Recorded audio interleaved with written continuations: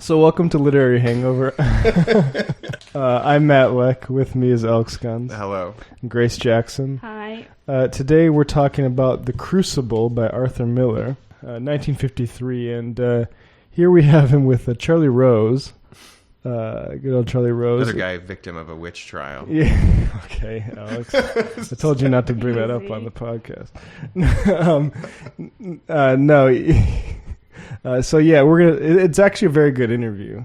It's very funny that at one point Charlie Rose is like, so how do we get anything done? It seems like Americans are so frustrated with gridlock in Washington, and you look at the date, it's like 1992. The entire tax code had been completely rewritten 3 years ago. Everything has been completely ripped apart. And they're like, yeah, but we could do more stuff. And what I like about this interview is you get a sense of Miller's politics right off the bat. There is much talk. Welcome, first of all. Thank you. There is much talk today about a revival on Broadway. What do you make of that? Well, count the plays. There aren't many. It's not a revival. It's that there are a few musicals are making a lot of money. But the sickness is there. I don't see any sign of it going away. It's simply that they opened a couple of hits, which were drawn from really the past. They're not new shows. Guys and Dolls, Most Happy Fellas. And the Gershwin. Yeah, Ira Gershwin. Crazy About You, I guess it is. Right. Yeah. But this is not a... we don't have a healthy theater because we're not being presented with the issues that you have to resolve in order to create a theater. And wait a minute. We don't have a healthy theater because we're not being presented with the issues you have to have. Does that mean the playwrights are not presenting us with the issues? No, the society isn't. You know, the plays come out of a situation. It's no accident that at certain points in history you get a lot of plays. There's a confluence of things that bring about a sufficient interest by serious writers in the theater. What we have now is the ultimate development of the market economy as far as the theater is concerned. That is to say, a few shows make a lot of money, and they leave nothing behind them when they close. By that I mean, we don't have a theater culture. We don't have a group of actors gradually developing their art over a period of years, so that you get an Olivier, you get a Richardson, you get any number of absolutely accomplished actors. Ian McKellen. Or Ian McKellen. We get people who are in and out, and they're in and out not because they're not nice people. It's that the situation makes it impossible for an actor to remain in the theater for the most part. There are very few, like George Scott, who will hang around. He'll also have a movie career, which is okay, but he does come back. But I thought the theater was fueled by writers, not by actors. Well, it is, but let's confront the situation. This is like the Dave Rubin focus on ideas, right? Yeah. Like outside of any sort of understanding of the market or economic forces, right? It's just somebody just has to come up with a great idea. Yeah. And then there'll be great plays. Maybe it's just people aren't thinking hard enough about what kind of theater we need to be popular. Yeah, I'm glad that Charlie Rose was able to read Arthur Miller and kind of go with him. But the introduction question was like, how does it feel to have a revival, pretty much? And Arthur Miller's like, well, I don't feel anything because the play culture in this country is shit, and it will never, ever get better. Yeah, that revival talk is marketing. Yeah. For the current monopolistic plays. Yeah. What do you think he's talking about? Would you have any notion? 1992, what's big in theater? Well, I don't know if it's necessarily speaking to that particular zeitgeist, but I think the way that America presents art, especially live art, like theater art, is not nearly as robust as any European country because it still operates with a profit motive for the most part. There's just not a very big safety net for nonprofit money surplus going into to pay for that kind of talent. Like they talk about that can last for a long time, or like repertory theater that like can often like fail or is like meant to fail. Like when I worked at a nonprofit theater, the tickets would be, you know, like $40 to $50, like quite expensive. But even at the end of the day, that's would usually be about 10% of like the cost of a given show. So it's like it's almost might as well just make them free at that point. Right. I think in this interview he goes on to talk directly about how in Europe and in the UK there's just much more like support for the theatre. And I think there is a difference in culture in that, at least, I'm not sure if it's true anymore, but in the past I think British people did go to the theatre in the same way that Americans in the same period would go to the movies. You know, there was that culture. How can a writer live in this theater? He can't do it. It's not possible. I have this play on, the Price, and to have a culture, you have to have a past. We don't allow the past into the theater. There are a few revivals now and then. I'm talking about straight plays now, not musicals. Right. So that a whole generation grows up and they don't know what happened 10 years ago. And nothing piles up, nothing accrues, nothing develops. It's we're constantly starting all over again. It's as though you burned all the libraries and all the books. And what happened? What did we miss? What has to happen for a culture to I have think that? what has to happen is very simple. It's what has always happened in the theater, one way or another. The theater, to be a continuous developing thing, has to have support. You can't do it only on the audience. It has never happened. Not in Shakespeare's time, not in the Greeks' time, not in Chekhov's time, Ibsen's time. Not in Britain today. And certainly not in Britain today, and not in Sweden, not anywhere where there is a going theater. I just directed Death of a Salesman in Stockholm. They have a theater with 6 stages in it, 90 actors under 365 days a year contracts. And they gradually develop people. I have a Biff in the play who's playing in one of Ingmar Bergman's productions on his days off. He's already been Hamlet. He's done Richard III. He's now Biff.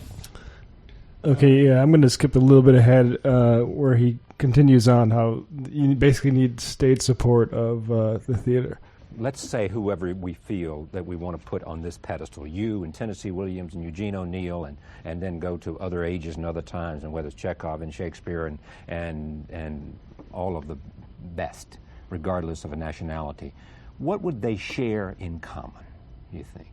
What gift? Well, I hesitate to say it. But, I don't mean to, don't be embarrassed by putting yourself in the category of those people. Well, but just I tell don't me. do that. But I mean, I understand your question. I personally think that what the big ones have in common is a fierce moral sensibility, which is unquenchable.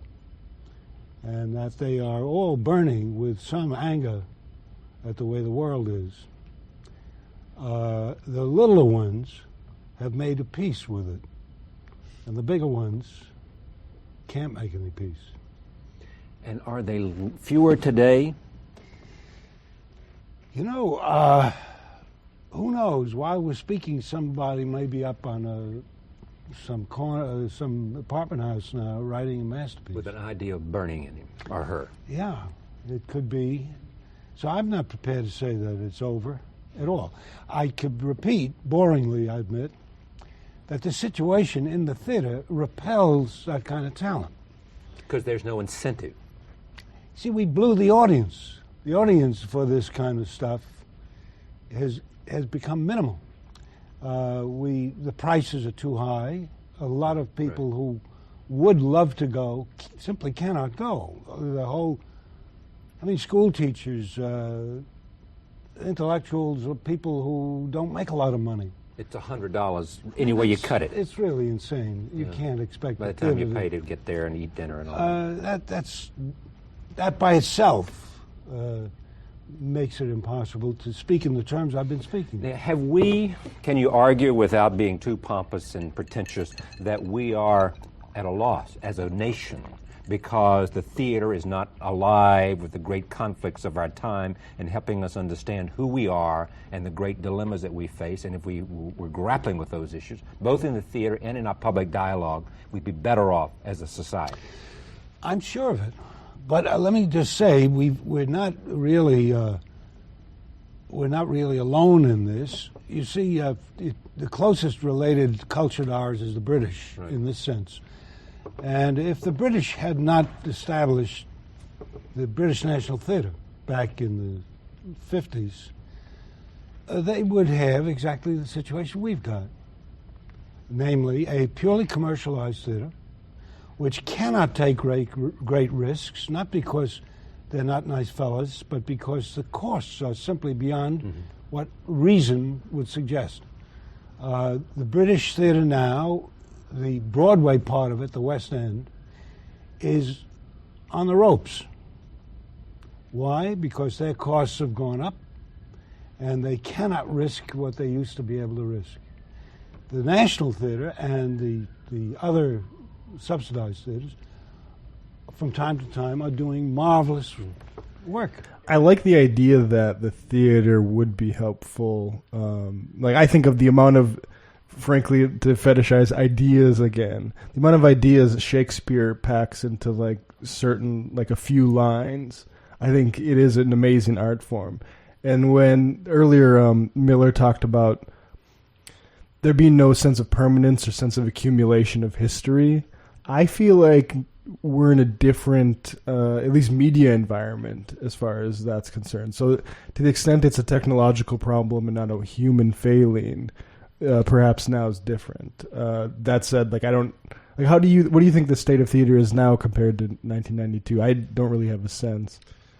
I don't know if it'd be tough to be, cause I don't know enough about the state of theater at that level. I can only speak to the American culture and its interactions with art at large, which is pretty minimal and is being, in my opinion, not stamped out but leveled by certain capitalist interests. Right. That in the way that he's talking about Americans don't know their own history or don't know their own selves because they can't see any kind of reflection of it in their art form. That is 100% true. Mm-hmm. If you look at I'm a fan of the Star Wars movies. I think they look pretty cool and they're fun to watch, but there's nothing there. And if there is something there, it's a photocopy of a photocopy of a photocopy of an idea. There's nothing that us as a polis isn't becoming any more. I don't know how to explain the psyche isn't being raised in any serious way by any of these things. If anything, it's mitigating that kind of elevating ability that art does. Yeah, I almost think, sorry to bother you, the reason people like us reacted so positively toward that is finally it seems at least someone's trying that. Yeah. At least on a left-wing side of things. And you don't want to be so dramatic to say it doesn't exist. There's still incredible pieces of art that are made literally every year. Mm-hmm. I just think that if people who didn't have that kind of money or leisure time were able to go to, say, a local theater in Indiana or be exposed to see dance or something in Montana or Missouri at little to no cost, I think it would be a much different culture. Right. And then I was just thinking, in the past few years, the one time where theatre has been kind of read politically or had a political valence, it was when during that Hamilton I was going to bring up Hamilton. People were protesting Mike Pence's presence in the audience, and I just think the fact that is the one thing that sprung to mind it's very telling that is the state of things. Because we should reiterate, at least my conspiracy theory, that Hamilton is State Department propaganda. Yep. Anyway, we won't get too deeply into that. I just want but just this idea that that's as edgy as it gets. Yeah. It's really depressing. Or that's even a subset of an average American. where like the average ticket cost is hundreds and hundreds of dollars to get in there. Yeah. So it's not like he was running into the masses so much as he was running into like the fellow 1%, probably. Yeah, the people who he may have seen at parties Yeah. who are like performing their outrage in Yeah. public in this very sanctioned space. But just one, not to put too fine a point on it, but I'm trying to be cautious when it comes to like, people's exposure to art will make a better society, because I think that's like a trap that leftists can get stuck in, and like, like art's purpose in the education of the masses and stuff like that, I feel like is really problematic.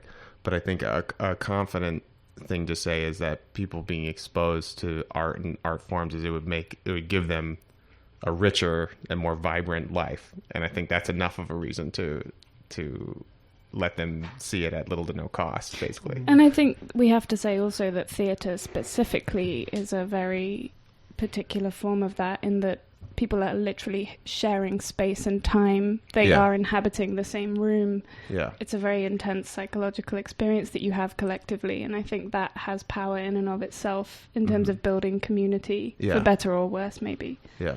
I might have mentioned this before, but I used to, for about 5 years, 5, 6, 7 years, really regret missing my opportunity to see Kevin Spacey play Richard II. The third? At the Globe Theater I'm pretty sure it was Richard II. Oh, really? Maybe I'm wrong. Are you glad you didn't? No. I mean, now I feel with hindsight, I've been defending him. My guilt has just been massively alleviated. Yep. Now it would have just been, had I gone like a curiosity as like this guy. Anyway, getting back on topic here, I want to read from the beginning of a chapter of a book from. This is part of a collection of articles published by Amsterdam University Press in 2012, Divided Dreamworlds, The Cultural Cold War in East and West. And this is from a chapter written by Nathan Abrams, an unofficial cultural ambassador, Arthur Miller and the Cultural Cold War. Abrams writes, I shall present a case study of an intellectual who attempted to resist this hegemony, Arthur Miller. In doing so, however, he was ultimately co-opted and rejected by both the United States and the Soviet Union. Miller was explicitly unwilling to assist the anti-communist hegemony in America. While acknowledging the totalitarian nature of the Soviet regime, he did not think that America represented a better alternative. He wrote, the work of art in which we really examine ourselves, or which is critical of society, is not what this government regards as good propaganda. This attitude towards culture, he felt, is a disservice to us all, because it rendered the country open to extremely dangerous suspicions which can spread and strain its whole effort. What is more, its attitudes towards culture, quote, have often made it possible for Russian propaganda to raise fear of us in foreign peoples. Miller was not prepared, therefore, to disseminate pro-American propaganda during the Cold War. He would never genuflect before anybody. His belief in the universality of art repelled any notion of its specific or contingent mobilization. Quote, I am making a claim for art as a communion of the human spirit, and therefore, by definition, something which cannot be nationalistically confined or even used politically. For both political and national concepts are concepts of exclusion, devices for the wielding of worldly power. Furthermore, Miller implicitly criticized those writers, artists, poets, and intellectuals who lent their services to the American effort. I believe, quote, I believe that once we assent to the idea that high policy alone is sacred, and that every other value can easily be sacrificed to it, we shall have abdicated our independence as writers and citizens. Those who did so sacrificed their critical autonomy in service of the state, for, quote, the mission of the written word is not to buttress high policy, but to proclaim the truth for whose lack we must surely die. Yet he also felt those who were silent were guilty too. Quote, we have by silence given this consent, and by silence helped to raise the state to a kind of power over us all. Overall, he believed that freedom to write, to create unmolested and blackguarded by government is at least equal to the sanctity of high policy. Miller thus attempted to fulfill the function of that type of intellectual who, in his own words, quote, takes on the task of correcting power and defending the truth against it, of speaking truth to power. So, like a lot of Orwell, I think, Miller is a candidate for the American Orwell, I guess we could say. A bit more successful with the ladies, I think. We're going to come to find. So he's got nothing like Orwell, actually, because that's all that matters. Yeah, really, in the real scoreboard of life, Marilyn Monroe is The rest. Yeah. His first wife. In addition to his theatrical production, Miller constantly contributed articles to newspapers as well as political and intellectual journals throughout his life. Miller was not content to write plays or to write about his plays. He also commented on contemporary affairs where he could. He used his plays, articles, speeches, and novels as vehicles to resist what he perceived to be the deleterious effects of the Cold War on American domestic freedoms, as well as the Soviet treatment of its intellectuals, writers, and Jewish citizens. An unforeseen result of this activity, however, was that, whether through choice or otherwise, Miller became embroiled in the Cold War and, in a sense, was used by both sides to further their ends. He became what I call an unofficial cultural ambassador. On the American front, almost from the moment Arthur Miller hit the public consciousness, his works, most notably All My Sons, 1947, and Death of a Salesman, 1949, were identified as Marxist critiques of American capitalism and war conduct. The FBI described the former as, quote, party line propaganda, and the latter as, quote, a negative delineation of American life, which, quote, struck a shrewd blow against American values. Death of a Salesman. Nice. Have you seen Death of a Salesman, either of you? I think a long time ago, yeah. It's pretty popular. I think the most popular. What's the general summary of that? Can either of you do it? It's just this story of a family drama, and they're trying to get by, essentially, and the father continues to have faith in the system that fails him, for the most part. So it's like I'm Becoming a God in Central Florida. I don't know that one. It's really good. Kirsten Dunst gets involved in a pyramid scheme. It sounds good. It is good. I really like it, actually. I'm not being sarcastic. So yeah, the FBI calls it party propaganda for the communists and a negative delineation of American life. Several weeks after his play All My Sons opened, a letter to the New York Times accused it of being communist propaganda. It certainly did not help Miller that left-wing organs in both the United States and Soviet Union interpreted the play as an attack on American materialism and hence viewed it favorably. So yeah, like fairly left-wing sort of guy. He's in the Communist Party. He was. He had a collaborator, Ilya Kazan, who was going to make a screenplay for Hollywood called The Hook, and that was going to be about trying to unionize the docks to fight the mob, basically. And Hollywood's like, no, we prefer the docks ununionized, the mob to continue having control over Well, it. did you see? Remember their addendum to it? Yeah, he sent the script for vetting from the FBI, and they sent it back, or Roy Cohn sent it back saying, like, you know, we need to replace the mob with communists. Yeah, like, what the hell does that even mean? And he's like, damn it, as soon as I make your play pro-American, you refuse to go along with it. Oh, yeah, that's what he said. Yeah, funny how... That's what he says to Miller, because Miller's like, no, this is not going to fly. That was definitely one of those things where it was... Yeah, it's not from the too distant past, but it came screaming at you as if it could have happened any time today. Like, you could see Roy Cohn right there. Yeah. Especially pertinent, considering, like, all the Jack Ryan talk lately. Oh, yeah. This is from a PBS American Masters documentary, None Without Sin, on the relationship between Ilya Kazan and collaborator Arthur Miller. And Kazan... famously collaborated with HUAC, naming some of his former comrades. And for 10 years, Miller gave him the cold shoulder, and then they sort of reconciled. That's what this documentary is about, but here's the part we were just talking about. The Hook is a screenplay about a militant union organizer. And it can be seen, if you want to so read it, as a play that might be sympathetic to a certain kind of almost communist militancy. Kazan didn't see it that way. Maybe Miller did. But Harry Cohn certainly did. He saw the play as perhaps being some subterranean way of getting communist messages into a Hollywood film. So he actually has it vetted by the FBI to make sure that the screenplay doesn't have any communist subversion in it. Miller was stunned by Cohn's demand.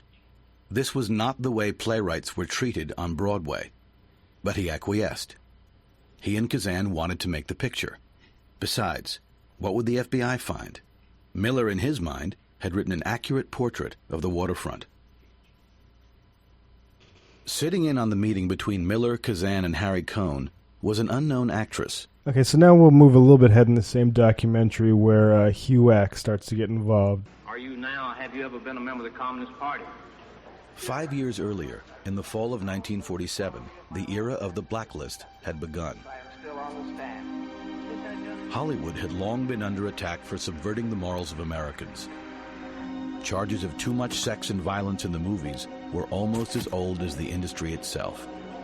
But with the beginning of the Cold War, HUAC, or the House Un-American Activities Committee, set out to prove something new: that Hollywood was also a mouthpiece for communist propaganda. I have seen things that I thought were against what I consider good Americanism, in my feeling, and I have seen it in, I've seen pictures I thought shouldn't have been made. Shouldn't have been made, let me put it that way. It's absolute nonsense that a few communists were slipping by code or by gesture or allusion somehow communist messages into films. It was not happening. The American movie all over the world was taken absolutely accurately, I think, as a record of one simple declaration: America is a great country. Get there as quick as you can.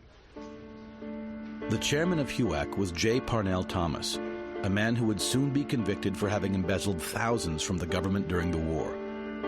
Also on the committee was John Rankin, an avowed segregationist and a vocal anti-Semite who once in the halls of Congress called Walter Winchell a slime-mongering kike. Sitting with them was a freshman congressman from California, Richard Nixon. To these men, the powers that comprised Hollywood paid tribute. You solemnly swear the testimony you're about to give is the truth, the whole truth, and nothing but the truth, to help you God? Yes. The committee initially calls a group of so-called friendly witnesses, and these are people who are basically sympathetic to the House Un-American Activities Committee and do not need to be subpoenaed to testify. These are people like the studio moguls, Louis B. Mayer, Jack Warner, some of the conservative motion picture stars like Robert Taylor, Adolph Monjou, Gary Cooper.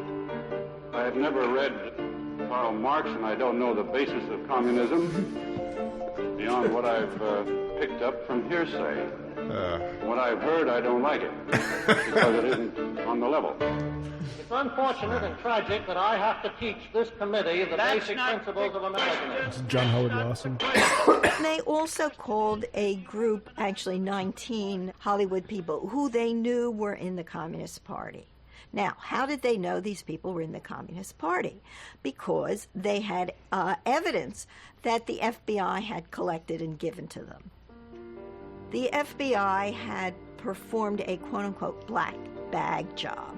They had broken into the offices of the Communist Party in Los Angeles and copied their membership lists. And so they knew exactly who was in the party, and they photocopied people's membership cards and gave those photocopies to the committee. The committee, looking to make the most of the publicity it was generating, chose 10 of the 19 writers and directors it knew to be the most steadfast defenders of the communist doctrine. In October 1947, they were subpoenaed. That is not the drive and web of the motion picture industry to invade the right not only of me, but of the producers to their thoughts, to their opinions. And this I will not permit. It fails to be read to the American people. Go ahead, Mr. Stripling, ask the question. In that I accuse. Just a minute. I beg, Ask another question of the witness. I accuse a member Ask of another this question. committee. You will not accuse anybody. You will not accuse anybody. I do accuse him. Step aside from the witness. Just a moment, Mr. Chairman. Just a moment. Mr. Horny. The confrontational demeanor of the Hollywood 10, as they had become known, did little to help their cause. Many who initially stood behind the 10, stars like Humphrey Bogart, Lucille Ball, and Frank Sinatra, abandoned them. "I detest communists," declared Bogart in a public mea culpa. Defending the 10, he wrote, had been ill-advised, even foolish. But the committee's antics played little better. The press derided them, and many in Congress complained that HUAC embarrassed their hallowed institution. the image of HUAC is they're a bunch of clowns, and that the 47 hearings so discredit HUAC that they don't begin investigating Hollywood again until 1951. And so among their colleagues and in the press, HUAC is considered to have run a three-ring circus. And it's very unusual that Hollywood, despite that, succumbs and folds like a cheap suit. Because the executives hated communism, basically. Yeah, it's just a way like clean house. Yeah, which is, I think, the message that gets overshadowed in this, right? Like you can get mad at Kazan for spilling the beans, right? But ultimately, it's the governmental powers and the executives that weren't willing to stand up for their workers because they, frankly, they're complicit. It's the same thing with Donald Trump, for instance. There's certain people were confused at Donald Trump's anti-immigrant stance because big business benefits from illegal immigration. But actually enforcing that, those sorts of enforcements basically allow you to turn the screws on those labor forces more. I can say to you, you don't want to reach your hand into that grinder of chicken parts. Well, I'm going to call ICE on you, basically. Mm-hmm. We'll come back to that American Masters documentary. Let's now go to a really good performance of The Crucible, which the production is so good that I'm worried it's illicit. Because it's on YouTube and there's voice actors for each different part, but there's no credit for who is doing the parts, but there is a credit for who did the music. So anyway, I'll link to it in the show notes. It's YouTube's problem, but I'm gonna go to it here. It's pretty well done, and I think basically we're gonna play the first 20 minutes or so of Act 1. Maybe summarize 2 and 3, and then a little bit from Act 4 here. A note on the historical accuracy of this play. Bit overdramatic. This play is not history in the sense in which the word is used by the academic historian. Dramatic purposes have... This is John Miller's introduction to the play. This is Arthur Miller's introduction to the play. Sometimes required many characters to be fused into one. The number of girls involved in the crying out has been reduced. Abigail's age has been raised. While there were several judges of almost equal authority, I have symbolized them all in Hawthorne and Danforth. However, I believe that the reader will discover here the essential nature of one of the strangest and most awful chapters in human history. The fate of each character is exactly that of his historical model, and there is no one in the drama who did not play a similar, and in some cases exactly the same, role in history. As for the characters of the persons, little is known about most of them excepting what may be surmised from a few letters, the trial record, certain broadsides written at the time, and references to their conduct in sources of varying reliability. They may therefore be taken as creations of my own, drawn to the best of my ability in conformity with their known behavior, except as indicated in the commentary I have written for this text. Act 1. An Overture. A small upper bedroom in the home of Reverend Samuel Parris, Salem, Massachusetts, in the spring of the year 1692. There is a narrow window at the left. Through its leaded panes the morning sunlight streams. A candle still burns near the bed, which is at the right. A chest, a chair, and a small table are the other furnishings. At the back, a door opens on the landing of the stairway to the ground floor. The room gives off an air of clean spareness. The roof rafters are exposed, and the wood colors are raw and unmellowed. As the curtain rises, Reverend Parris is discovered kneeling beside the bed, evidently in prayer. His daughter, Betty Parris, aged 10, is lying on the bed, inert. At the time of these events, Parris was... One minor difference here, and then I actually want to take a historical aside here, is inertness wasn't the symptom of witchcraft. They were crawling around and sort of acting sort of feral. Trying to run up the chimney and like clawing under chairs and stuff. But I thought it was interesting, and that's actually something that was unresolved for me, is the idea that like the primary victims of the witch trials were like marginalized people in the community. I've read conflicting things about that. Typically the case, but that's not necessarily the case with the Salem witch trials. For instance, John Proctor, in this play, he's just a farmer, but he's actually he's like a tavern owner. He owned a tavern on the high road, which was one of the big sort of hot points for witchcraft. And he was wealthy. He inherited, yeah, exactly. And also same with Rebecca Nurse. Miller makes an insinuation about her husband basically engendering resentment in everyone else because his property was doing so well. It is true in the sense, and I think Arthur Miller captures both, because right away you have Tituba, the first person accused, and then Sarah Good and Sarah Osborne. And Sarah Good was a beggar. Yep. And certainly in the movie, in the 96 film version, which Miller wrote the screenplay for, that becomes really clear that the first 2 or 3 people accused are like, you know, they're all old, they're badly dressed, they're clearly like poor, and it does seem very clear in that respect. Yeah, and one thing they missed about Sarah Osborne is one of the reasons they didn't trust her is because she basically indentured her own husband. She indentured a guy and then ended up marrying him, and there was insinuations around that. Yeah. They didn't trust her.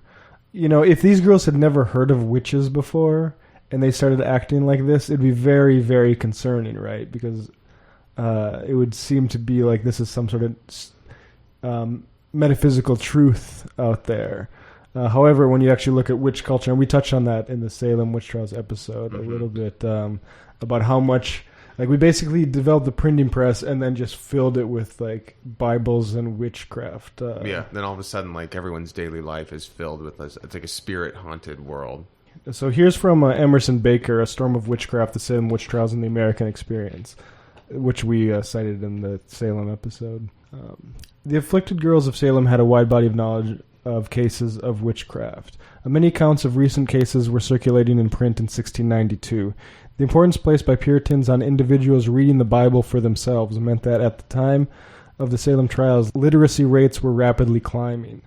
Although female literacy rates trailed men's, a minister's daughter and niece would have been able to read. Marginalized members of society, such as young servant girls, might not have been able to study these accounts. But even if they could not read, knowledge of witchcraft, particularly published cases, seemed to have spread rapidly in the vigorous oral culture of the 17th century. Indeed, the symptoms of the afflicted in Salem seem to suggest direct knowledge of several recent outbreaks, including the Lowscroft case in England and recent affliction of the Goodwin children of Boston. Accounts had been published of both of these cases. Deodat Lawson observed a grievous fit by Abigail Williams, who ran dangerously about the house, going near the fire, gathering firebrands and throwing them. That's interesting, that omission, like the real report of Abigail Williams' behavior is her grabbing fire out of the fire, which is like very intense. And I mean, talk about hard to fake. Yeah. Yeah, there was some account I read that suggested there might have been some PTSD going on as well, just in terms of a lot of these girls probably lost family members in like Indian raids. Yep, exactly. Yeah. King Philip's War, so on.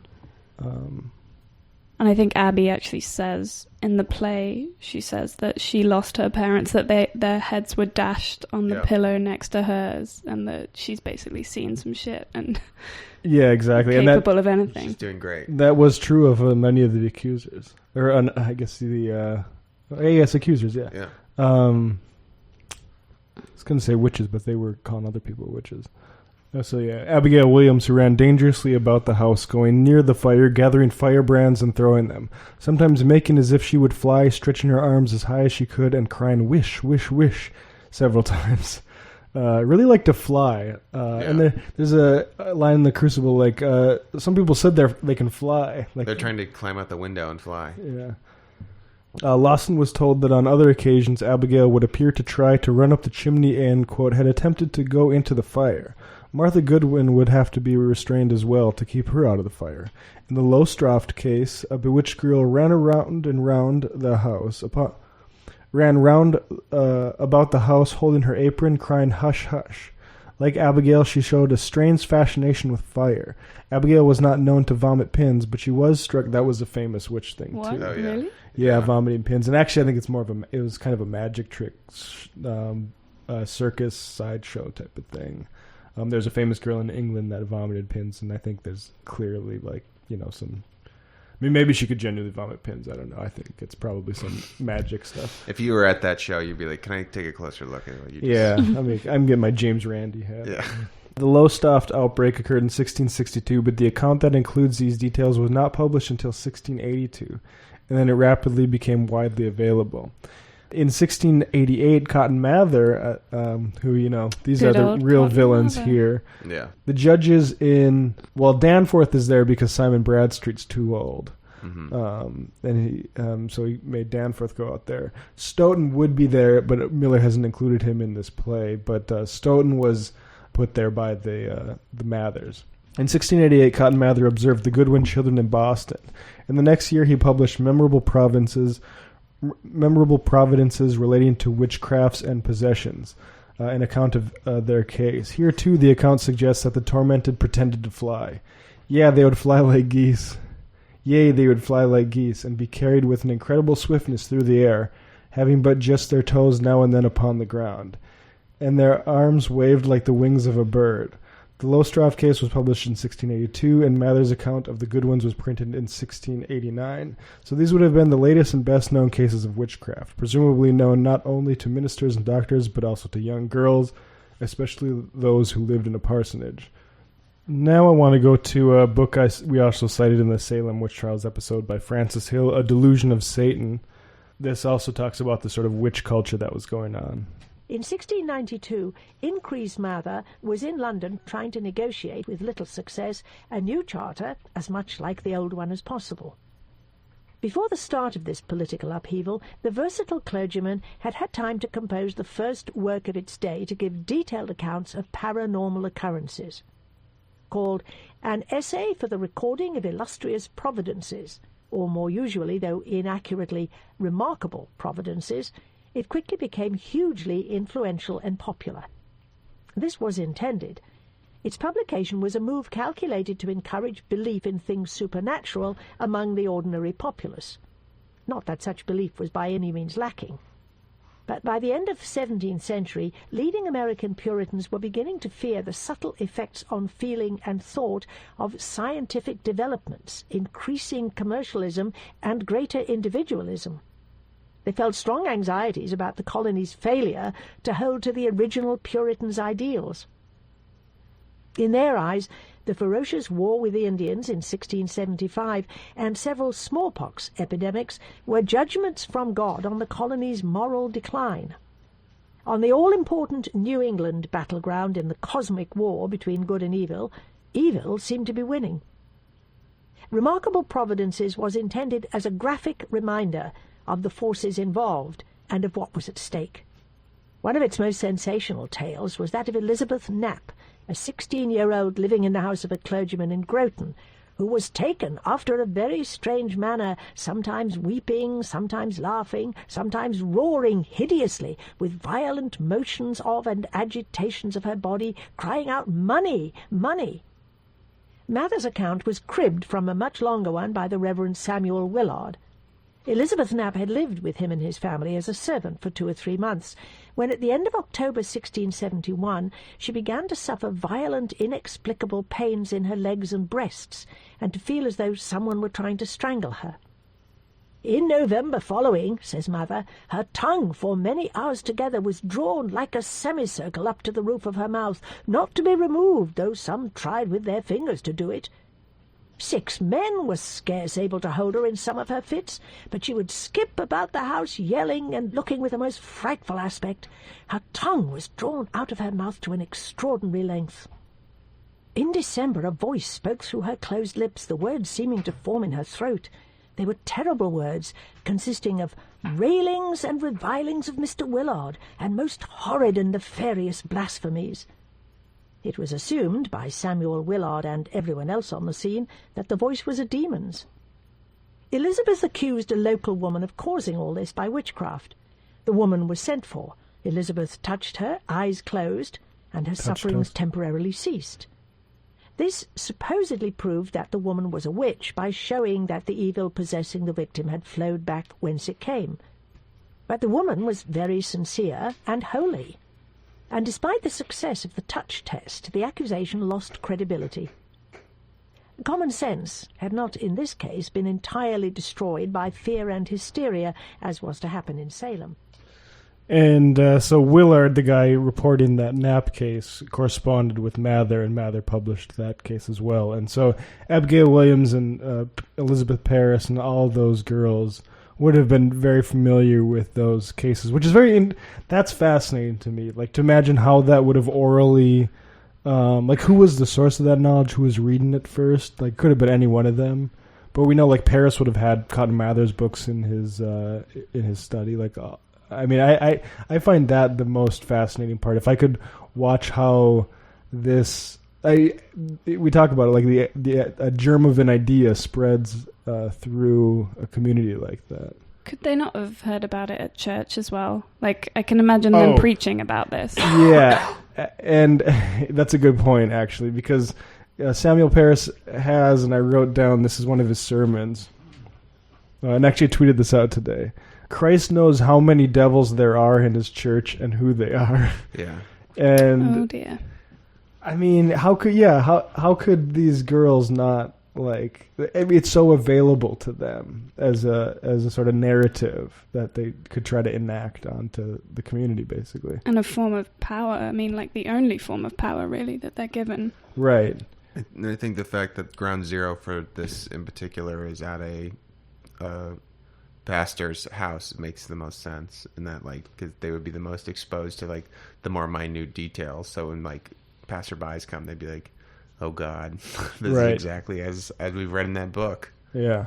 I think it's worth just restating how extraordinary it is that literally the people in the community with the least power, namely, like, young girls, were able to kind of upend society in this way. Yeah, invert the power hierarchy entirely.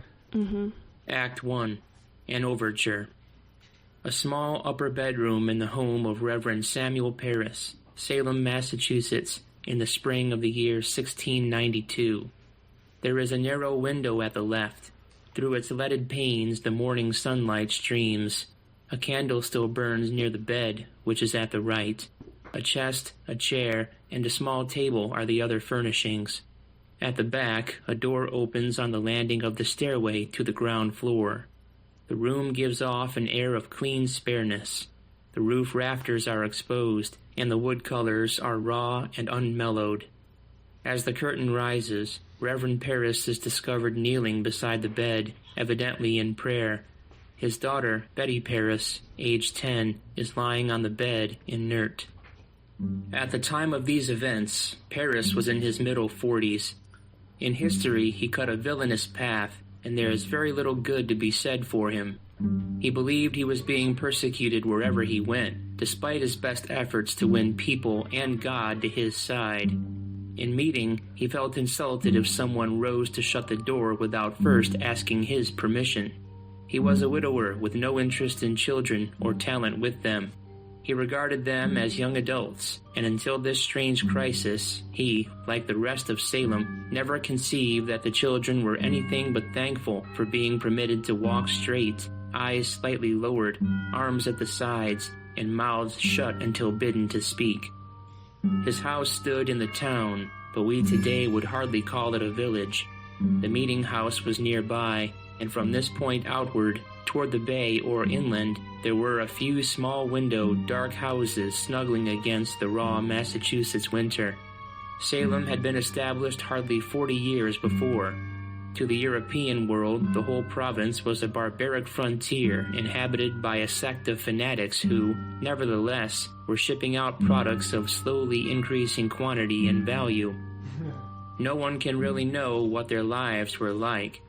They had no novelists, and would not have permitted anyone to read a novel if one were handy. Their creed forbade anything resembling a theater or vain enjoyment. They did not celebrate Christmas, and a holiday from work meant only that they must concentrate even more upon prayer. Which is not to say that nothing broke into this strict and somber way of life. When a new farmhouse was built, friends assembled to raise the roof, and there would be special foods cooked and probably some potent cider passed around. There was a good supply of ne'er-do-wells in Salem, who dallied at the shovelboard in Bridget Bishop's tavern.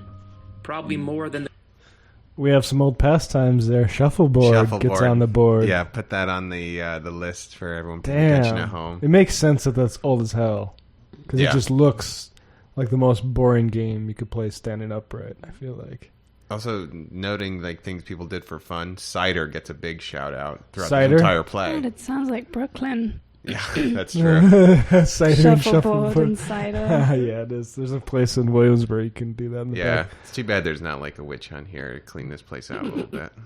There are a lot of witches. Witch identifying. I don't know if you should get into that. Throws me for a loop. That whole thing of like, I mean, I guess I kind of get it, but it's like the tragedy is that these women weren't witches. It's a ahistorical sort of feminist mythology, which is fine, like cool. I've seen the shirt that's like, you know, where the daughters of the women that didn't burn, and it's like that doesn't work for any other historical thing. That's super offensive. It's like, well, we're part of the people in the Holocaust that didn't die. Yeah, like, I think okay, cool. I think this is the sort of atrocity that people. Like we talked about the sexy witch on a broomstick bumper sticker type thing. Yeah. Or the witch on a broomstick on like the people cop would just car. be very callous about this entire thing, even though it is like the more you read about it, it's just horrifying what these actual people went through. Because I think there's some like people bullshitting here, but I think a lot of this is driven by genuine sort of fear of God and fear of Satan and fear of your neighbor. And fear, yeah, right, exactly.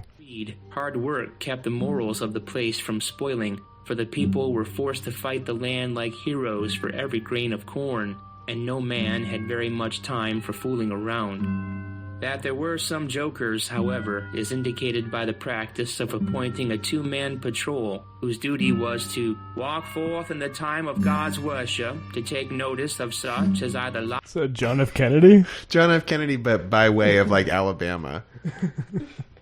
is indicated by the practice of appointing a two-man patrol, whose duty was to walk forth in the time of God's worship, to take notice of such as either lie about the meeting house without attending to the word and ordinances, or that lie at home or in the fields without giving good account thereof, and to take the names of such persons, and to present them to the magistrates, whereby they may be accordingly proceeded against.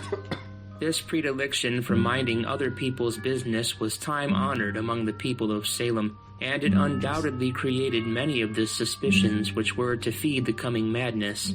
It was also, in my opinion, one of the things that a John Proctor would rebel against, for the time of the armed camp had almost passed, and since the country was reasonably, although not wholly, safe, the old disciplines were beginning to rankle. But as in all such matters, the issue was not clear-cut, for danger was still a possibility, and in unity still lay the best promise of safety. The edge of the wilderness was close by. The American continent stretched endlessly west, and it was full of mystery for them. It stood, dark and threatening, over their shoulders night and day, for out of it Indian tribes marauded from time to time, and Reverend Paris had parishioners who had lost relatives to these heathen. The parochial snobbery of these people was partly responsible for their failure to convert the Indians. Probably they also preferred to take land from heathens rather than from fellow Christians. Smart. At any rate, very few Indians were converted, and the Salem folk believed that the virgin forest was the devil's last preserve, his home base, and the citadel of his final stand. To the best of their knowledge, the American forest was the last place on earth that was not paying homage to God. For these reasons, among others, they carried about an air of innate resistance, even of persecution.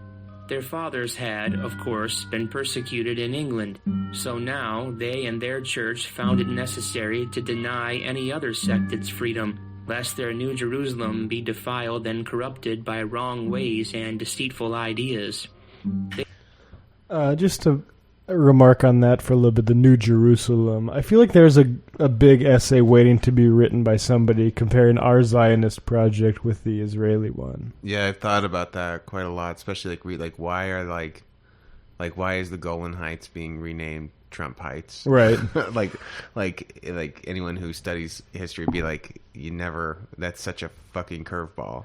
But there's little seeds there that's like, it's not just stupidity that like evangelical Christians are like attached to like the Zionist project. There's like some sort of kinship there, being like, oh, we're speaking the same language a little bit. Yeah, and how there's like some sort of bias. I don't know how this is created, whether it's media but like that the idea that putting those things in the same lineage is like conspiratorial or academic or something, rather than just history repeating itself. Like this is the same, like it's a similar sort of colonial project, sanctioned by your holy text, basically, and myths. Yeah. Believed, in short, that they held in their steady hands the candle that would light the world. We have inherited this belief, and it has helped and hurt us. It helped them with the discipline it gave them. They were a dedicated folk by and large, and they had to be to survive the life they had chosen or been born into in this country. The proof of their belief's value to them may be taken from the opposite character of the first Jamestown settlement, farther south in Virginia. The Englishmen who landed there were motivated mainly by a hunt for profit. They had thought... Salem and a lot of these colonies were founded for profit too. They just had a stronger psychological operations wing, which is the Puritan, ideology. Thought to pick off the wealth of the new country and then return rich to England. They were a band of individualists and a much more ingratiating group than the Massachusetts men. But Virginia destroyed them. Massachusetts tried to kill off the Puritans, but they combined. They set up a communal society which, in the beginning, was little more than an armed camp with an autocratic and very devoted leadership. It was, however, an autocracy by consent, for they were united from top to bottom by a commonly held ideology whose perpetuation was the reason and justification for all their sufferings. So their self-denial, their purposefulness, their suspicion of all vain pursuits, their hard-handed justice were altogether perfect instruments for the conquest of this space so antagonistic to man. But the people of Salem in 1692 were not quite the dedicated folk that arrived on the Mayflower. A vast differentiation had taken place, and in their own time a revolution had unseated the royal government and substituted a junta which was at this moment in power. The times, to their eyes, must have been out of joint, and to the common folk must have seemed as insoluble and complicated as do ours today. It is not hard to see how easily many could have been led to believe that the time of confusion had been brought upon them by deep and darkling forces. No hint of such speculation appears on the court record, but social disorder in any age breeds such mystical suspicions, and when, as in Salem, wonders are brought forth from below the social surface, it is too much to expect people to hold back very long from laying on the victims with all the force of their frustrations. The Salem Tragedy, which is about to begin in these pages, developed from a paradox. It is a paradox in whose grip we still live, and there is no prospect yet that we will discover its resolution. Simply, it was this. For good purposes, even high purposes, the people of Salem developed a theocracy, a combine of state and religious power whose function was to keep the community together and to prevent any kind of disunity that might open it to destruction by material or ideological enemies. It was forged for a necessary purpose and accomplished that purpose. But all organization is and must be grounded on the idea of exclusion and prohibition, just as two objects cannot occupy the same space. Evidently, the time came in New England when the repressions of order were heavier than seemed warranted by the dangers against which the order was organized. The witch hunt was a perverse manifestation of the panic which set in among all classes when the balance began to turn toward greater individual freedom. When one rises above the individual villainy displayed, one can only pity them all, just as we shall be pitied some day. It is still impossible for man to organize his social life without repressions, and the balance has yet to be struck between order and freedom. The witch hunt was not, however, a mere repression. It was also, and as importantly, a long overdue opportunity for everyone so inclined to express publicly his guilt and sins under the cover of accusations against the victims. It suddenly became possible, and patriotic and holy, for a man to say that Martha Corey had come into his bedroom at night, and that, while his wife was sleeping at his side, Martha laid herself down on his chest and nearly suffocated him. Of course, it was her spirit only, but his satisfaction at confessing himself was no lighter than if it had been Martha herself. One could not ordinarily speak such things in public. It's like, you idiots, it's just a dream. Yeah. It's a hallucination. It's sleep paralysis. Yeah, but you should get the law involved just in case, it's just, you want to make sure.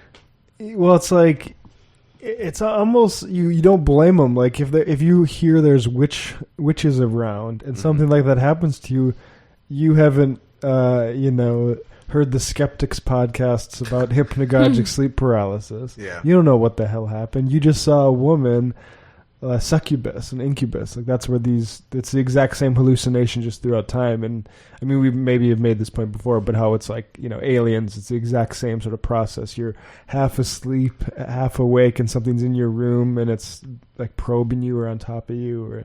But it's also got like a really clear sexual overtone, I think, in this. And these are like sexualized fantasies, Right. of the power dynamic being flipped. And now here we'll get to the actual play and not just Arthur Miller's commentary. Long-held hatreds of neighbors could now be openly expressed and vengeance taken, despite the Bible's charitable injunctions. Land lust, which had been expressed before by constant bickering over boundaries and deeds, could now be elevated to the arena of morality. One could cry witch against one's neighbor and feel perfectly justified in the bargain. Old scores could be settled on a plane of heavenly combat between Lucifer and the Lord. Suspicions and the envy of the miserable toward the happy could and did burst out in the general revenge. Reverend Paris is praying now, and though we cannot hear his words, a sense of his confusion hangs about him. He mumbles, then seems about to weep. Then he weeps, then prays again, but his daughter does not stir on the bed. The door opens, and his Negro slave enters. Tituba is in her 40s. Paris brought her with him. I'm going to stop right there. Tituba was most likely not black. Miller's Africanized her, perhaps because of, the civil rights stuff going on in the Jim Crow South. I think that's maybe the best artistic explanation for the change. But she was more likely what we'd probably see as Native American. Didn't he get that from Charles Upham? There was like a big work on Salem witch trials, which Arthur Miller read. It was written in 1867, just after the Civil War, and I think that was where she might have become kind of Africanized in that account. Yeah, that's very possible. I have heard that was the main source he used, that Upham source, so that's likely. And we also get here that Tituba led the girls in a dancing party, which is not what happened. It's not the case. The extent that Tituba was involved with magic, it was after the girls were showing signs of witchcraft, quote unquote, which was the, sort of acting feral and the different types and the fits and stuff. A woman, one of the women, white women there, Mary Sibley, went to Tituba and the other servant of Samuel Parris, John Indian, and told them to make a witch cake. Which involves urine. Yeah, witch cake involves you making a cake with pee in it, then feeding it to a dog, and who metabolizes and expels the. And then the dog's behavior will somehow energy. point to the culprit. Oh, really? Yeah, I can't remember who the dog. I think it's if the dog gets sick. Oh God. Yeah. So it's like everyone wins. Yeah. It's everyone involved. That reminds me, 2 dogs were executed in the Salem witch trials. One of the dogs was a Bradstreet's dog, Really? actually. Yeah. Now I'm really mad. I don't know what to think. Yeah, and now we got those psychos who are like, they can see like, oh, someone got ran over protesting a pipeline. Like, so, oh well, a dog was hit? Yeah. Oh my God. That's me. Yeah, you and like Tony Soprano. Yeah, exactly. Animal rights fascists. Barbados, where he spent some years as a merchant before entering the ministry. We should talk about Samuel Paris being trash at business. Yeah. All right, I'm going to read a little bit from Emerson Baker on Samuel Paris as basically a failure. He fails at being a slave owner in Barbados. I didn't really like think of it that way. It's almost like failing at like, I don't know failing at owning a casino or something. Even that seems harder than it's free fucking labor. Yeah, it's like playing Resident Evil 2 and having maximum ammunition cheat codes. Yeah, that's why that was right on the tip of my tongue. And still losing. Oh God. But like, yeah, you're brutally exploiting people's labor for sugar. When that is launching capitalism into what it's known as today. Yeah, a commodity that's never not purchased. And you fail. You have to go become a priest in... okay, here it is from Emerson Baker, though. Paris was born into a Puritan merchant family in London in 1653. In the late 1650s, his family migrated to Barbados, where his father, Thomas, was a merchant and sugar plantation owner. When Samuel was approximately 17, Thomas sent him to Massachusetts, where he attended Harvard College. He probably came to Massachusetts in the company of his uncle Thomas Oxenbridge, who migrated from Barbados in 1670 to become minister at Boston's First Church. Samuel's path had been laid out. Yet in 1673 the path took a turn. Samuel's father died, so he returned to Barbados after completing perhaps 3 years of Harvard's 7-year course of study. He dropped out? Yep, he was a dropout, which culminated with a Master of Divinity degree. That's not bad. Oh, he did that thing where you leave with the masters. Mm-hmm. That's classic. Where you apply for a PhD, and once you get your master's, like, I'm out. That was sort of what I did. It's smart, I think. I never applied for a PhD, though. We should note as well that we're very much in the same world as Orinoco, the Afroben proto-novel that we did last time, in that, she's hanging out in Suriname in the 1670s, I guess, 1680s, just right. A couple decades after him in Barbados. Yeah, Suriname being sort of Britain's foothold in South America. Yeah, it's weird to think that they almost would have crossed paths, Samuel Paris and Afroben. I'm sure they wouldn't have gotten along. Yeah, I don't think so. Some historians have suggested that he might have left Harvard because his father's death meant he could no longer afford the substantial cost. However, Thomas had left Samuel all of his Barbados estate, worth perhaps $7,000, an immense sum, especially for a 20-year-old bachelor. Jeez. And he should have been more than set for life. He had remained in Massachusetts. Talk about a trust fund, my God. Yeah, exactly. Had he remained in Massachusetts, he would have been among the wealthiest men in the colony. Clearly, he left Harvard because he no longer wanted to pursue a career in the ministry. Oops. Instead, he would be a merchant like his late father. Back in Barbados, Paris worked as a sugar merchant and broker. His income was enhanced by leasing the family sugar plantation. Yet within a few years, his inheritance had dwindled. Oh my God. That he should have been set for life with. Yeah. Exactly how and to what degree is unclear, but it seems to have been close to total financial meltdown. This is rather surprising, since under most circumstances, about the only thing that kept a Barbados sugar plantation owner from amassing substantial wealth was death from tropical disease. Oh my God. Some historians have suggested that Paris plantation was among the many destroyed in the huge hurricane that devastated the island in 1675, yet it appeared to be functioning in 1679. A decline in the price of sugar... there's a typo there. A decline in the price of sugar in May have also been a factor. Mayville factor. Regardless, Paris sold his properties in Barbados and moved to Boston. Shipping up to Boston. Yeah. Do you think that song a played? new start in Boston. He listened to that song on his iPod. It's his second new start in the last 3 years. This is after when gaining and losing a fortune. This was when the iPod Mini was out. He listened to that. Yeah. Shipping up to Boston. Here he married Elizabeth Aldridge, or Eldred, and continued to work as a merchant, but his reduced circumstances were soon apparent. In March 1682, he bought his first property in Boston, purchasing a shop and wharf for merchant Richard Harris for £270. Yet he had to borrow an additional £420 from Harris to purchase goods to begin operating as a merchant.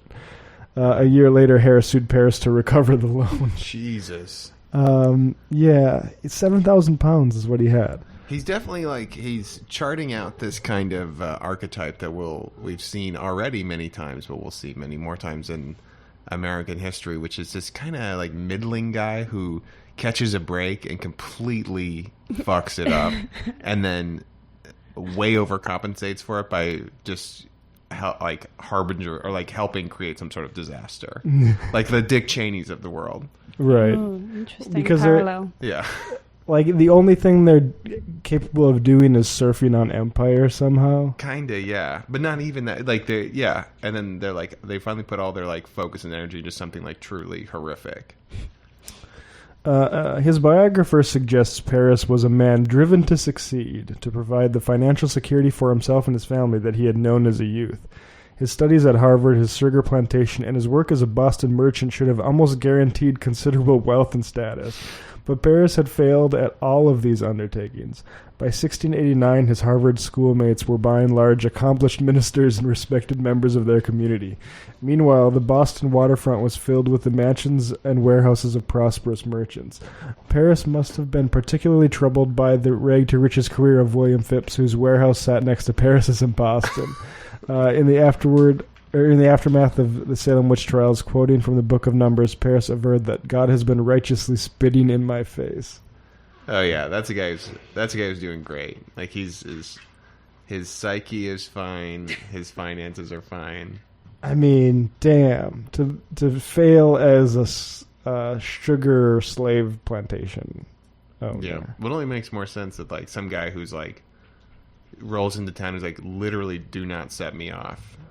And it's not like he was doing that with he was doing that with $7,000 already in the bank from his dad. Yeah. That would have set him for life if he just lived in the colonies. Damn, man. I think that makes it so much more depressing that somebody like that was really the guy who initiated this whole affair, Yeah, definitely.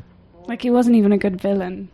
Yeah, he just showed up, just how he ruined. It's not too dissimilar how he ruined that plantation in Barbados. He's well, my job is done here. I'll go to the next town and ruin everything, which is Salem.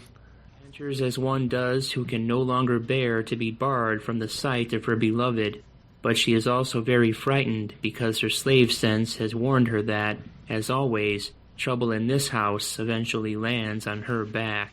What would I lift up my soul? My God, I have put my trust in thee.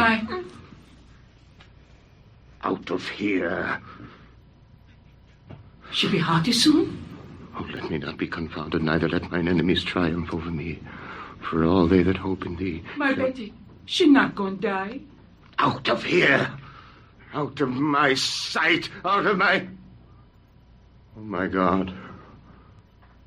God, help me. Betty? Child? Dear child. Will you wake? Will you open up your eyes? Betty, little one. Uncle, Susanna Walcott's here from Dr. Griggs. Oh, let her come. Let her Come in, come. Susanna.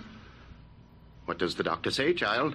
He bid me tell you, Reverend Sir, that he cannot discover no medicine for it in his books. Then he must search on. Aye, sir, he have been searching his books since he left you, sir, but he bid me tell you that you might look to unnatural things for the cause of it.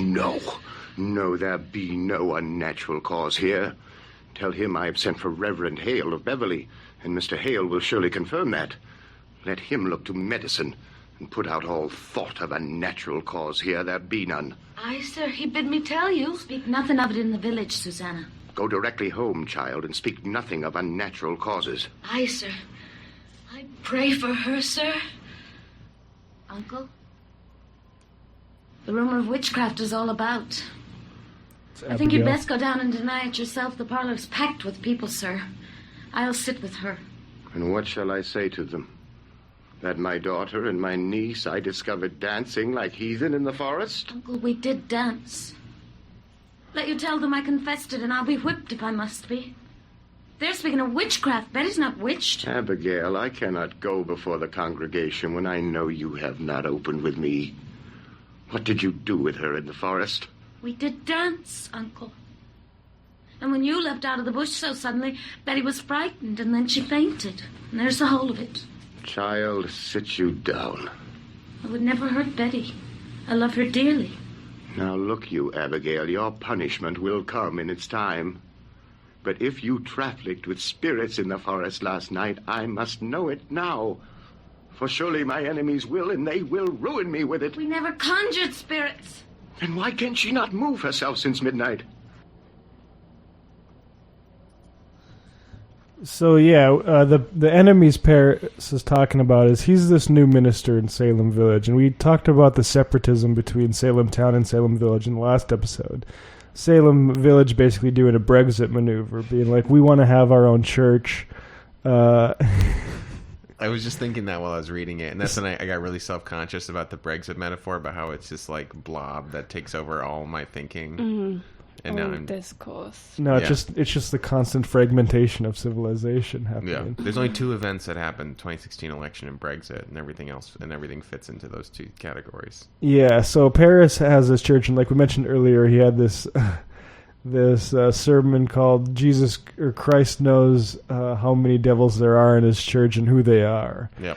And what he's really the problem he's having is Salem Village has had a bunch of turnover with their priests, and the issue is that in trying to get the separation from Salem Town, which gave them which said hey, you know what, do your own church, you don't have to pay us taxes for church anymore, is how you take a vote and have the new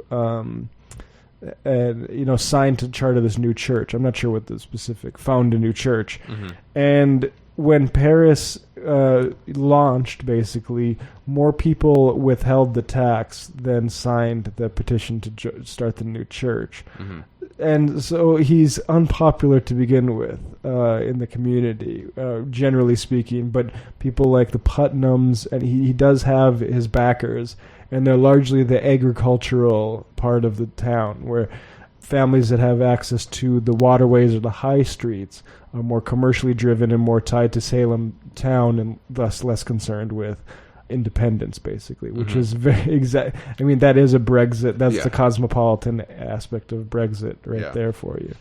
A similar thing with supposedly although Trump is completely fucking over the agricultural thing. I mean, I feel like that's a similar part of right-wing politics in America too. The urban-rural divide, basically. Yeah.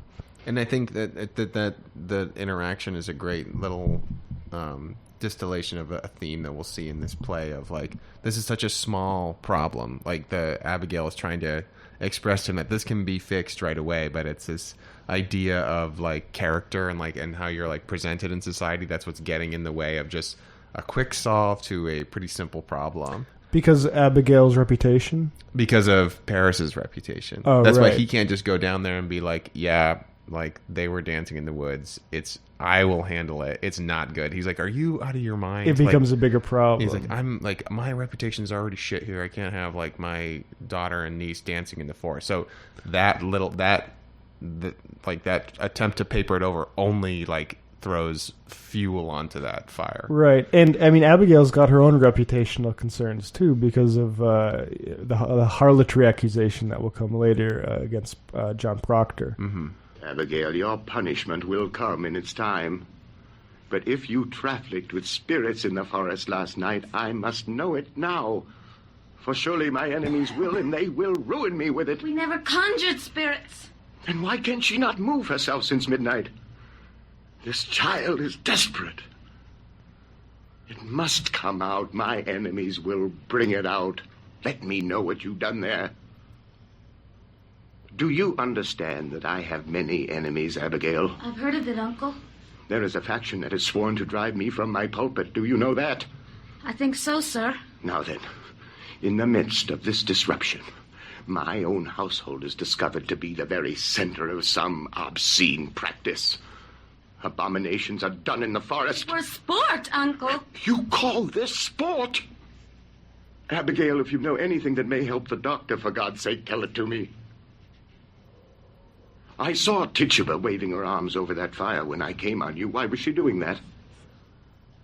I heard a screeching and a gibberish coming from her mouth.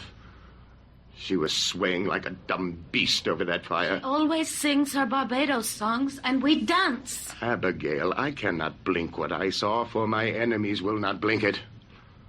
I saw a dress lying on the grass. A dress? Aye, a dress. And I thought I saw someone naked running through the trees. No one was naked. You mistake yourself, Uncle. I saw it. Now you tell me true, child, and I pray you feel the weight of truth upon you. For now my ministry's at stake. My ministry and perhaps your cousin's life. Whatever abominations you have done, give me all of it now, for I dare not be taken unaware when I go before them down there. There's nothing more. I swear it, Uncle. Abigail, I have fought here for 3 long years to bring these stiff-necked people to me. And now, just now, when some good respect is rising for me in the parish, you compromise my very character. I have given you a home, child. I have put clothes upon your back. Now you give me upright answer. Your name in the town. It is entirely white, is it not? I'm sure it is, sir. There'd be no blush about my name. Is there any other cause than you have told me for your being discharged from Goody Proctor's service? I have heard it said, and I will tell you as I heard it, that she comes so rarely to the church this year, for she will not sit so close to something soiled. What signified that remark? She hates me, Uncle. She must, for I would not be her slave. It's a bitter woman. A lying, cold, sniveling woman, and I will not work for such a woman. She may be. Yet it has troubled me that you are now 7 months out of their house. And in all this time, no other family has ever called for your service. They want slaves, not such as I. Let them send to Barbados for that. I will not black my face for any of them. You begrudge my bed, Uncle? No, no. My name is good in the village. I will not have it said that my name is soiled. Goody Proctor's a gossiping liar. No, I cannot have anyone. Why, Goody Putnam, come in. It is a marvel. It is surely a stroke of hell upon you. No, Goody Putnam, How high did she fly? How high? No, she never flew. Why, sure she did. Mr. Collins saw her going over Ingersoll's barn and come down light as a bird, he said. Now, look you, Goody Putnam, she never... Oh, good morning, Mr. Putnam. There's a providence the thing is out now. There's a providence. Why, what's out, sir? Why, her eyes is closed. Look you, Anne. That's strange. Ours is open. Your Ruth is sick? I'd not call it sick. The devil's touch is heavier than sick. It's death, you know. It's death driving into them forked and hoofed. Oh, I pray not. Why, how does Ruth ail? She ails as she must. She never waked this morning, but her eyes open and she walks. And she sees not, hears not, and cannot eat. Her soul is taken, surely. They say you've sent for Reverend Hale of Beverly. A precaution only. Mr. Hale has great experience in all demonic arts, and He has indeed. And found a witch in Beverly last year, and let you remember that. Now, Goody Ann, they only thought that were a witch, and I'm certain there'd be no element of witchcraft here. No witchcraft? Now, look you, Mr. Paris. Thomas, I pray you leap not to witchcraft. I know that you, least of all you, Thomas, would wish so disastrous a charge laid upon me. But we dare not leap to witchcraft here. They will howl me out of Salem for such corruption in my house. A word about Thomas Putnam. He was a man with many grievances, at least one of which appears justified. Sometime before, his wife's brother-in-law, James Bailey, had been turned down as minister of Salem. Bailey had all the qualifications and a 2/3 vote into the bargain, but a faction stopped his acceptance for reasons that are not clear. Thomas Putnam was the eldest son of the richest man in the village. He had fought the Indians at Narragansett and was deeply interested in parish affairs. He undoubtedly felt it poor payment that the village should so blatantly disregard his candidate for one of its more important offices, especially since he regarded himself as the intellectual superior of most of the people around him. His vindictive nature was demonstrated long before the witchcraft began. Another former Salem minister, George Burroughs, had to borrow money to pay for his wife's funeral, and since the parish was remiss in his salary, he was soon bankrupt. Thomas and his brother John had Burroughs jailed for debts the man did not owe. The incident is important only in that Burroughs succeeded in becoming minister where Bailey, Thomas Putnam's brother-in-law, had been rejected. The motif of resentment is clear here. Thomas Putnam felt that his own name and the honor of his family had been smirched by the village, and he meant to right matters however he could. Another reason to believe him a deeply embittered man was his attempt to break his father's will, which left a disproportionate amount to a stepbrother. As with every other public cause in which he tried to force his way, he failed in this. So it is not surprising to find that so many accusations against people are in the handwriting of Thomas Putnam, or that his name is so often found as a witness corroborating the supernatural testimony, or that his daughter led the crying out at the most opportune junctures of the trials, especially when... But we'll speak of that when we come to it. Yeah, so Putnam, the Putnam family was the main family discussed in Salem Possessed that was the agricultural family locked out of the new commerce. And it is true that he failed to get the inheritance that he expected from his very rich father, and that went to a stepbrother who was kind of the black sheep of the family, and hated by the rest of his. And he's actually on the other side of the Salem witch trials proper from the rest of the Putnam family, because he married into a rich family that did have access to those commerce connections. So Thomas Putnam was a very resentful guy, and I think it is one of the better sort of truths captured by Miller in this, that his character specifically, because I think there's nothing that I read in any of my research that makes me think this representation is unjust to Putnam. I think Putnam's horrible. Yeah, although we should mention that his wife, what's her name, Anne Putnam, in the play, she talks a lot about having lost, I think, 8 of her 9 babies, and in the real historical record, she did not. Right, yeah, he makes her more sympathetic in that regard, which is... Or, like, gives her grounds to kind of claim that witchcraft has been practiced on her. Yeah. Right. Kind of thing. I think it's good Rebecca Nurse that delivered her babies, and she says they all shriveled in her hands. Yeah. Therefore, she must be a witch.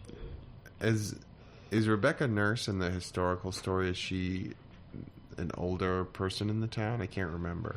In real life? Yeah. Yeah, at least her husband's like a well-established sort of property owner. Okay.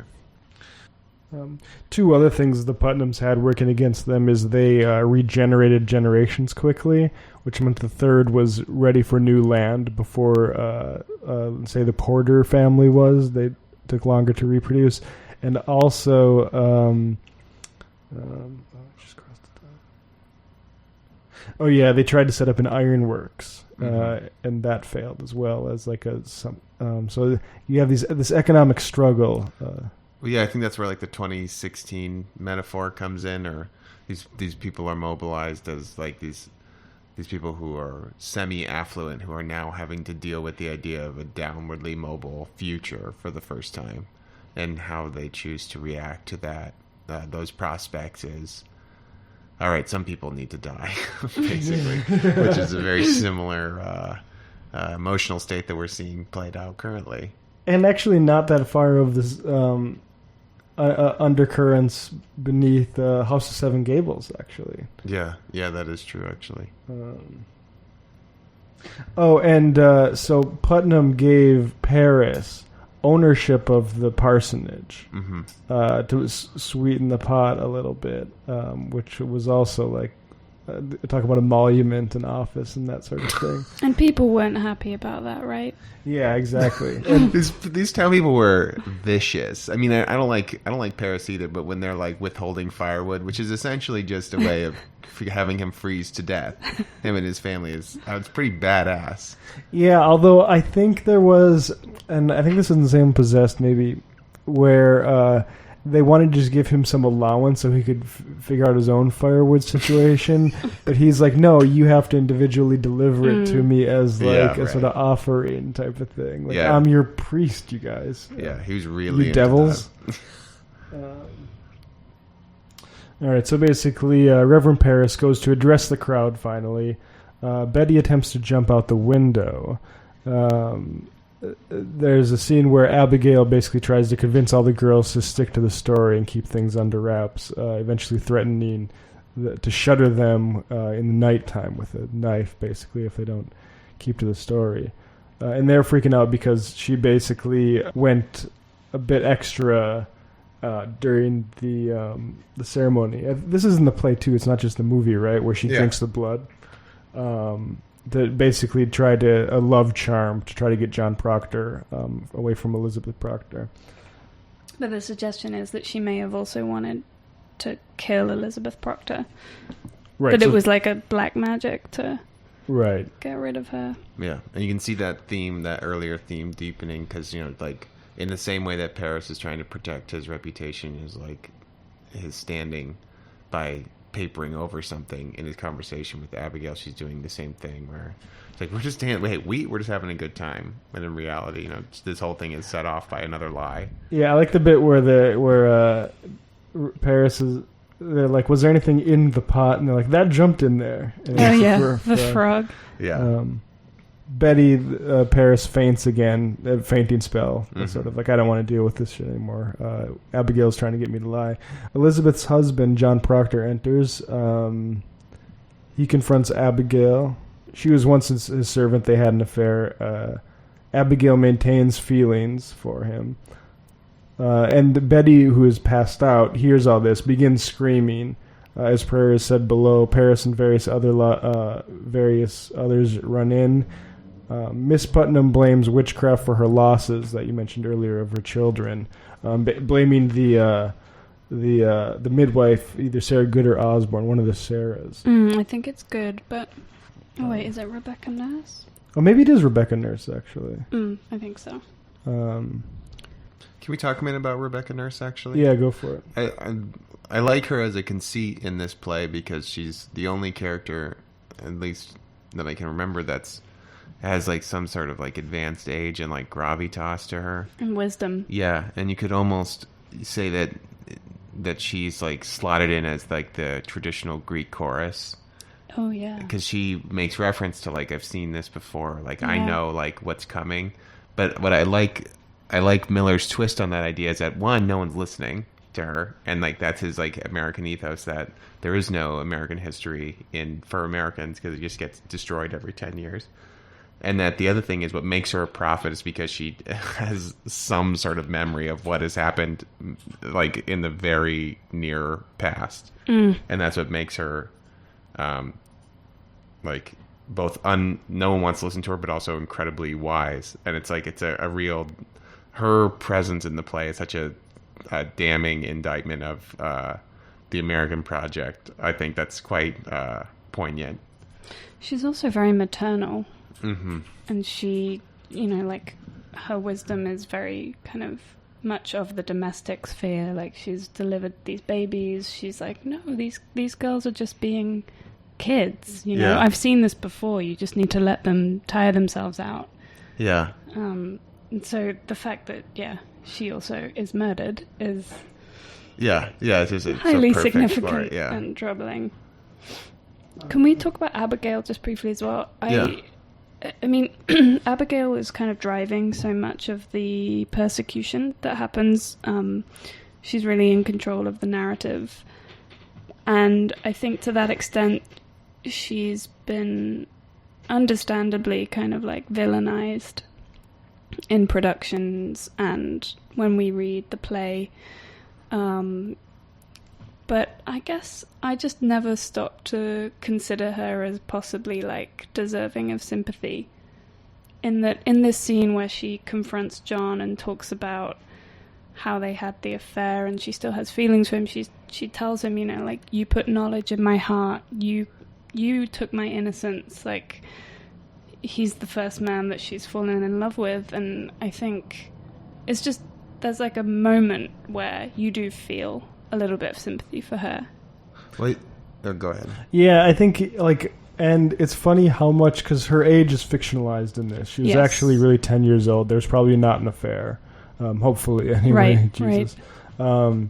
But the way he plays with her age, it's like he puts it at one where I think it's low enough where you should sympathize with her. Yeah. Not necessarily that it would have for that time period. But, like, I think even for modern audiences, I think there's something to that. She's not, like, 22 or something like that, right? Mm-hmm. And she's an orphan as well. And right. Her parents have been murdered. Through a lot. Yeah. Yeah, I think, to what you were saying, Grace, I think that there's something in their asymmetrical understanding of their relationship. It's not necessarily in the text, but I think it's kind of, it's hovered around that. In my reading of it, that John Proctor, they maybe had some sort of liaison once, and for John Proctor, it meant nothing. Like, literally meant nothing. It was like something of convenience, and for literally her, a roll in the hay. Yeah. And for her, it meant everything. It was like a whole world opening up, and she can't cross that chasm yet. Of like she like all these. I feel like all these like fictions that she's spinning, it's all centered around this idea that John Proctor is like worth her love and time and attention, and that's like her tragedy as a character, whereas he's like, he has great value, he projects great value, but he must know some part of him is of no value, or that he doesn't value his relationships with other people.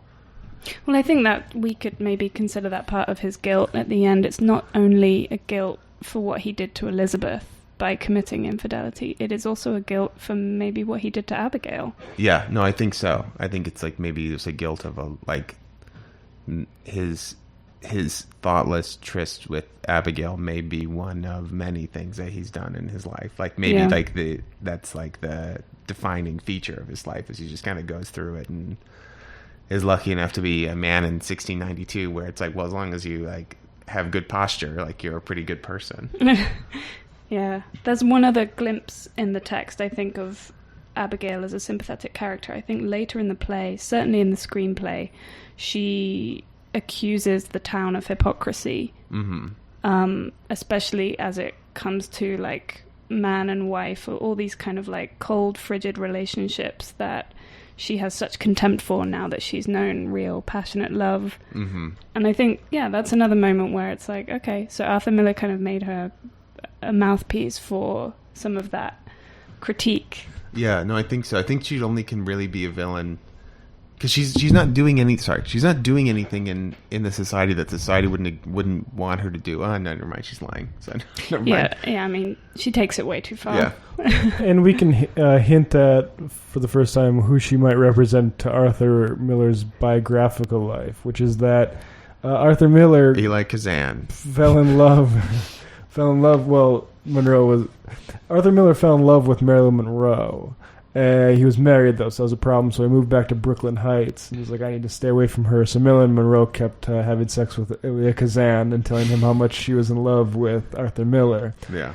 They would literally look at his photo after having sex, apparently, and talk about how much they both loved him. I have to say that, to me, if two people were doing that and talking about me, that'd be maybe better than any relationship that I've invaded some other relationship, and they're talking about me and their intimate moments. I would love that. I don't know. I would probably move to Brooklyn Heights too. So Marilyn Monroe sort of represents, at least the temptation, at least biographically would have been, she's the sort of Abigail character, I guess, in this. We're going to skip. Actually, we can go a little bit on Rebecca and what Arthur Miller says about her in the commentary later in Act 1 here. And while they are so absorbed, we may put a word in for Rebecca. Rebecca was the wife of Francis Nurse, who, from all accounts, was one of those men for whom both sides of the argument had to have respect. He was called upon to arbitrate disputes as though he were an unofficial judge, and Rebecca also enjoyed the high opinion most people had for him. By the time of the Delusion, they had 300 acres, and their children were settled in separate homesteads within the same estate. However, Francis had originally rented the land, and one theory has it that, as he gradually paid for it and raised his social status, there were those who resented his rise. Another suggestion to explain the systematic campaign against Rebecca, and inferentially against Francis, is the land war he fought with his neighbors, one of whom was a Putnam. This squabble grew to the proportions of a battle in the woods between partisans of both sides, and it is said to have lasted for 2 days. As for Rebecca herself, the general opinion of her character was so high that to explain how anyone dared cry her out for a witch, and more, how adults could bring themselves to lay hands on her, we must look to the fields and boundaries of that time. As we have seen, Thomas Putnam's man for the Salem ministry was Bailey. The Nurse clan had been in the faction that prevented Bailey's taking office. In addition, certain families allied to the Nurses by blood or friendship, and whose farms were contiguous with the Nurse farm or close to it, combined to break away from the Salem town authority and set up Topsfield, a new and independent entity whose existence was resented by old Salemites. That the guiding hand behind the outcry was Putnam's is indicated by the fact that, as soon as it began, this Topsfield Nurse faction absented themselves from church in protest and disbelief. It was Edward and Jonathan Putnam who signed the first complaint against Rebecca, and Thomas Putnam's little daughter was the one who fell into a fit at the hearing and pointed to Rebecca as her attacker. To top it all, Mrs. Putnam, who was now staring at the bewitched child on the bed, soon accused Rebecca's spirits of tempting her to iniquity, a charge that had more truth in it than Mrs. Putnam could know. What have you done? What do you make of it, Rebecca? Goody Nurse, will you go to my Ruth and see if you can wake her? I think she'll wake in time. Pray calm yourselves. I have 11 children, and I'm 26 times a grandma. And I've seen them all through their silly seasons. And when they come upon them, well, they'll run the devil bow-legged, keeping up with their mischief. I think she'll wake, huh? When she's tired of it, huh? Oh, the spirit of a child. It's like a child. You can never catch it by running after it. No, you must stand still. And for love, it will soon itself come back. Aye, that's the truth of it, Rebecca. But this is no silly season, Rebecca. My Ruth is bewildered. She cannot eat. Perhaps she isn't hungered yet. Oh, I hope you've not decided to go in search of loose spirits. Mr. Paris, I've heard promise of that outside. A wide opinion's running in the parish that the devil may be among us. I would satisfy them that they are wrong. Then let you come out and call them wrong. Did you consult with the wardens before you called this minister to look for devils? He's not coming to look for devils. Then what's he coming for? There be children dying in the village, mister. I seen none dying. This society will not be a bag to swing around your head, Mr. Putnam. Did you call a meeting? I am sick of meetings. Cannot the man turn his head without he have a meeting? He may turn his head, but not to hell. Pray, John, be calm. Oh, Mr. Paris, I think you'd best send Mr. Hale back as soon as he come. This will start us all to arguing again in the society. We thought to have peace this year. I think we should rely on the doctor now.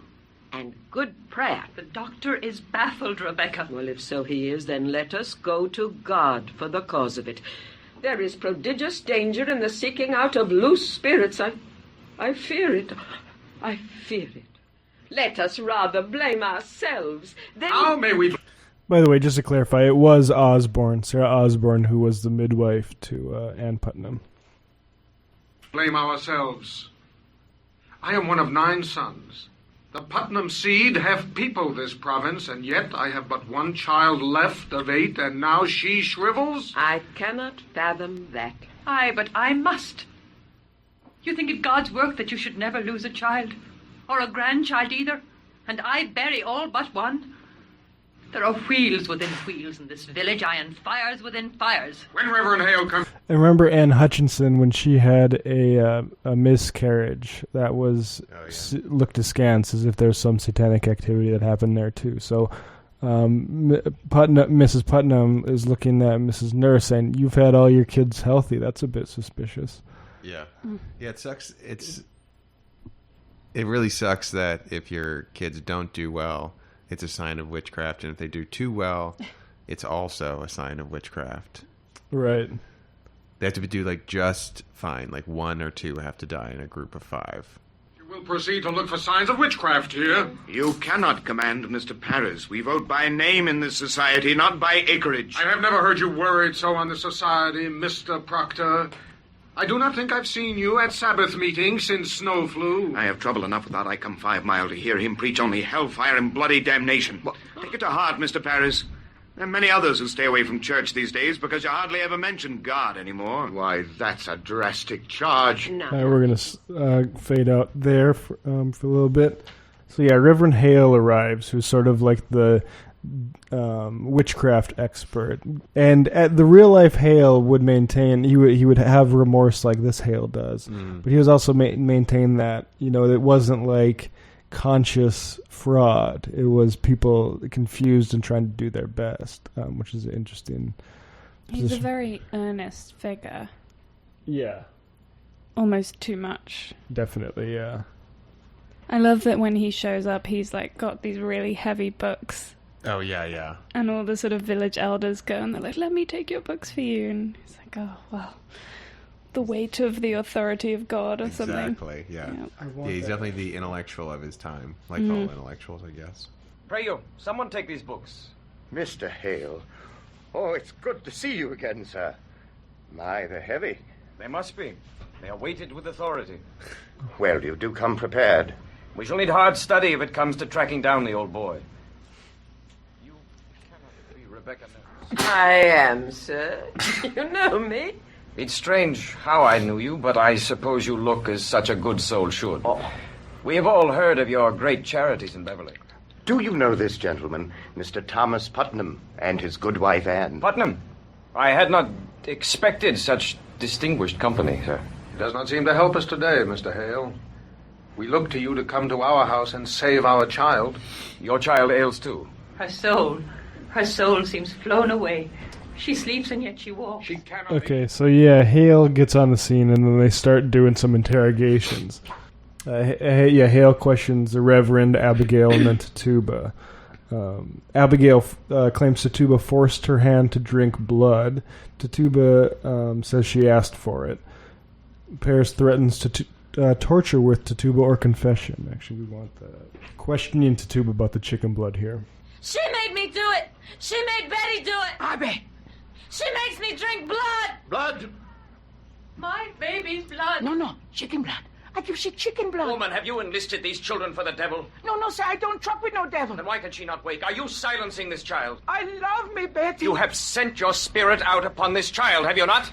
Are you gathering souls for the devil? She sends her spirit on me in church. She makes me laugh at prayer. She have often laughed at prayer. She comes to me every night to go and drink blood. You bade me to conjure.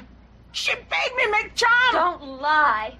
She comes to me while I sleep. She's always making me dream corruptions. What make you say that, Abby? Sometimes I wake and find myself standing in the open doorway and not a stitch on my body. I always hear her laughing in my sleep. I hear her singing her Barbados songs and... Mr. Reverend, I never... Tituba, I want you to wake this child. I have no power on this child, sir. You most certainly do, and you will free her from it now. When did you compact with the devil? I don't compact with no devil. You will confess yourself, or I will take you out and whip you to your death, Tituba. This woman must be hanged. She must be taken and hanged. No, don't hang Tituba.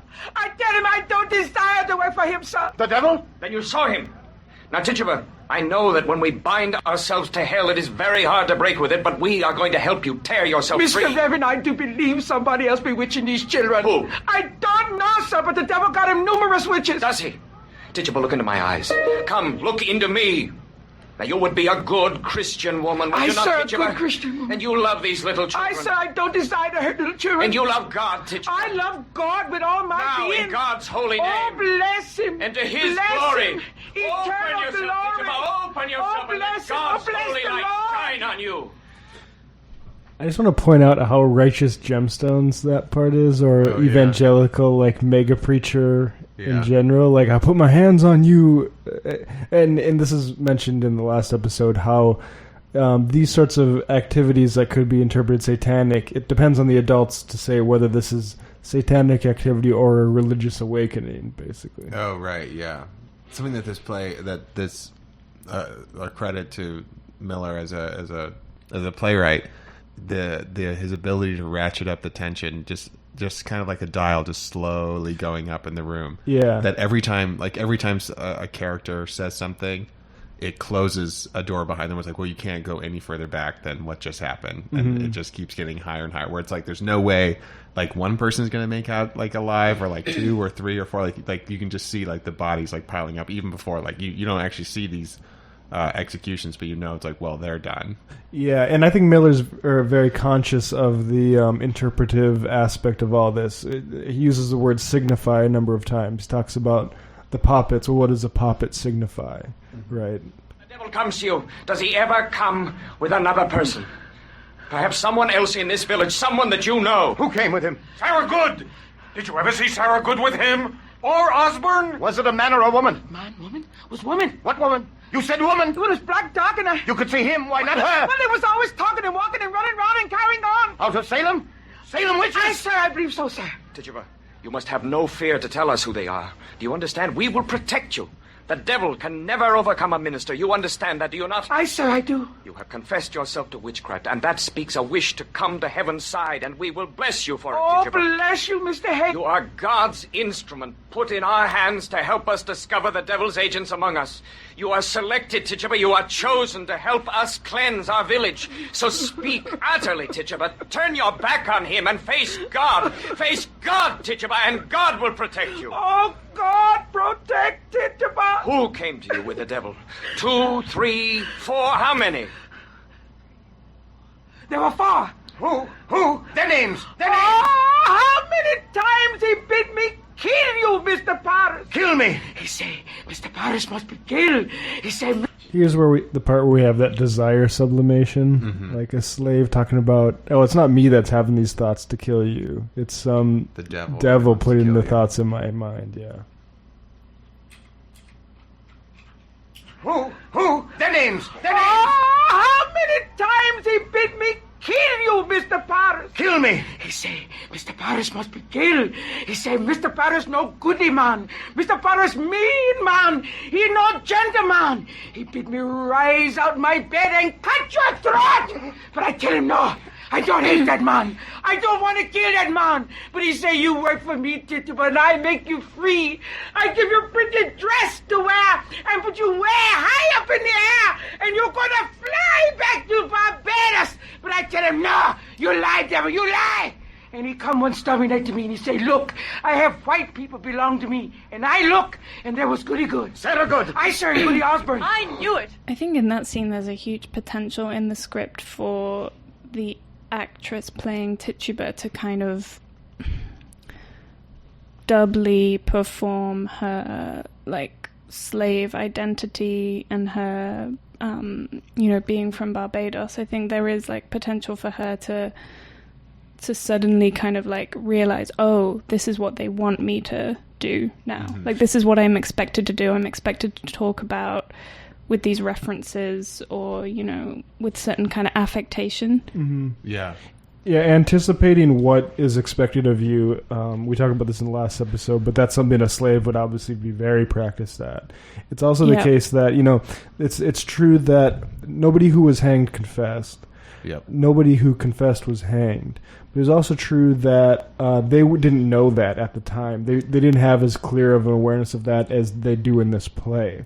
So there is I think the instance where the women could have genuinely believed that they had done some illicit satanic activity, right? Like and this is the same thing that has people believing that a woman came into their room and sat on their chest, right? Like you interpret things that you hallucinate or imagine or are suggested to you, and in the hysteria you take them to be true. And I have imagined that you have fallen onto the wrong path, basically.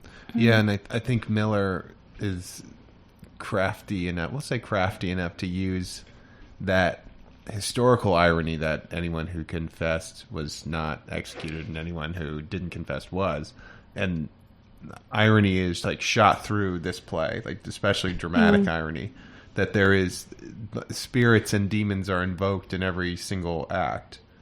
And when you watch it being performed, or if you read it, it does feel, there's something about it that does feel satanic, that there is something like quite panicking and evil like about the scene that you're seeing. And it's the people that are attempting to like safeguard their town from wickedness that are, in a sense, like quite ironically, bringing wickedness into that town.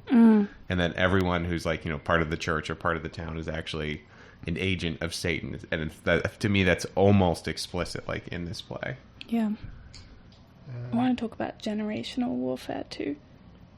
Okay. It's basically, these girls are all just saying, okay, boomer, to what, the all ones elders that are faking everything? Yeah. Well, it's like very much an attack on the older, wiser, more kind of traditionally authoritative parts of society from these young girls. And like we were saying, the power dynamic being kind of inverted. Yeah. I had a reading also that I can't tell how much was in the place I was in, but not too different from that there's some sort of subtext that the actions of some of these characters initiate like a move away from theocracy, and that's like where the real triumph is in some of their achievements. Yeah. That beyond death, that like they've kind of helped remove in the way that those young women do, but also in Proctor's act is a way of like loosening the grip of theocratic like autocracy from Salem. Yeah. I think at the end of the play, or at least at the end of the text, Miller says, to all intents and purposes, the power of theocracy in Massachusetts was broken, after this episode, and I think... So I guess you could say it was explicit. Yeah. Let's move on quick through the next few next three acts. Act 2, Proctor comes home from hunting. He's just a farmer in this play.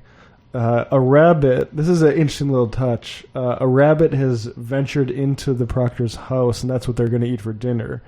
Mrs. Proctor says, yeah, it just came in, which that's a familiar. If you were being afraid of witches at this time, any sort of weird behavior by an animal like that would be completely suspicious. So it's almost like a coy little suggestion by Miller that there's like some sort of actual... If you wanted to do an alternate... Some ambiguity. If you want to do an alternate reading that they actually were witches, I don't think there's probably much more of those, but that's a interesting one. Well, the idea of a familiar also comes up in the trial, but the bird. The bird flying around, There's a tension. Elizabeth is updating John about what's going on at the courts, and basically kind of guilts John into telling the court about what Abigail told him about how, we were just dancing in the woods. We wasn't really Satanism. And Proctor's pissed off. And actually, I think you can make a case that John's right, that you should be cautious in how you go and try to impugn the credibility of Abigail at that time, because she is the lead accuser. And he lashes back at his wife's because she, knows that he's slept with her. So you could freeze beer, which is that's a great line. Yeah. Mary Warren, their servant, comes back. She's one of the girls that's helping all the accusations. And she comes back with a puppet and plants it into the house there. Oh, dear. But I do think Elizabeth is right in that, at least in the themes of the play, if like what this one person lying to another person lying to another person, which is leading to this like death of innocent people. The only way to stop this chain of reaction, this chain reaction, is for someone to like bear witness to the truth. Right. And unfortunately for John Proctor, he has a lot at stake bound up in that truth, which happens to be true of all of us whenever we want to bear witness to something true. Yeah, so Elizabeth says, like, she has an arrow in you yet. John threatens to whip Mary Warren, and in real life he did do that. He abused Mary, and he also said, hey, if John Indian is starting to act up too, which he did in real life, he started showing symptoms, one of the few males who did, then I'll beat him too. So that's John Proctor, what the real guy was. That's the tavern owner in him. Exactly. Yeah. Get you out of here, pal. And then, Hale comes. Basically, more and more magistrates come, including Hale and Ezekiel Cheever, John Cheever's ancestor. Hmm. You got Cheever and Hawthorne in there.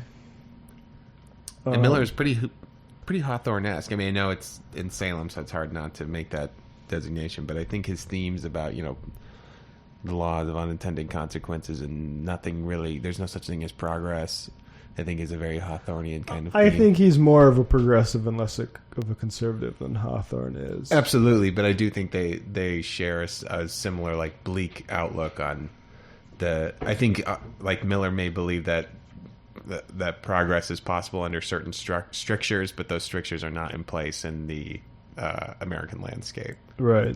So Hale comes and asks the Proctors about why they never go to church.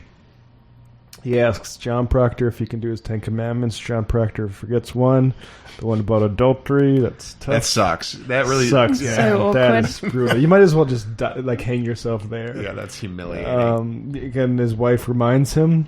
And he's like, well, we got him between us. So, yeah, that's a really sweaty salesman response. See, we got it. Yeah.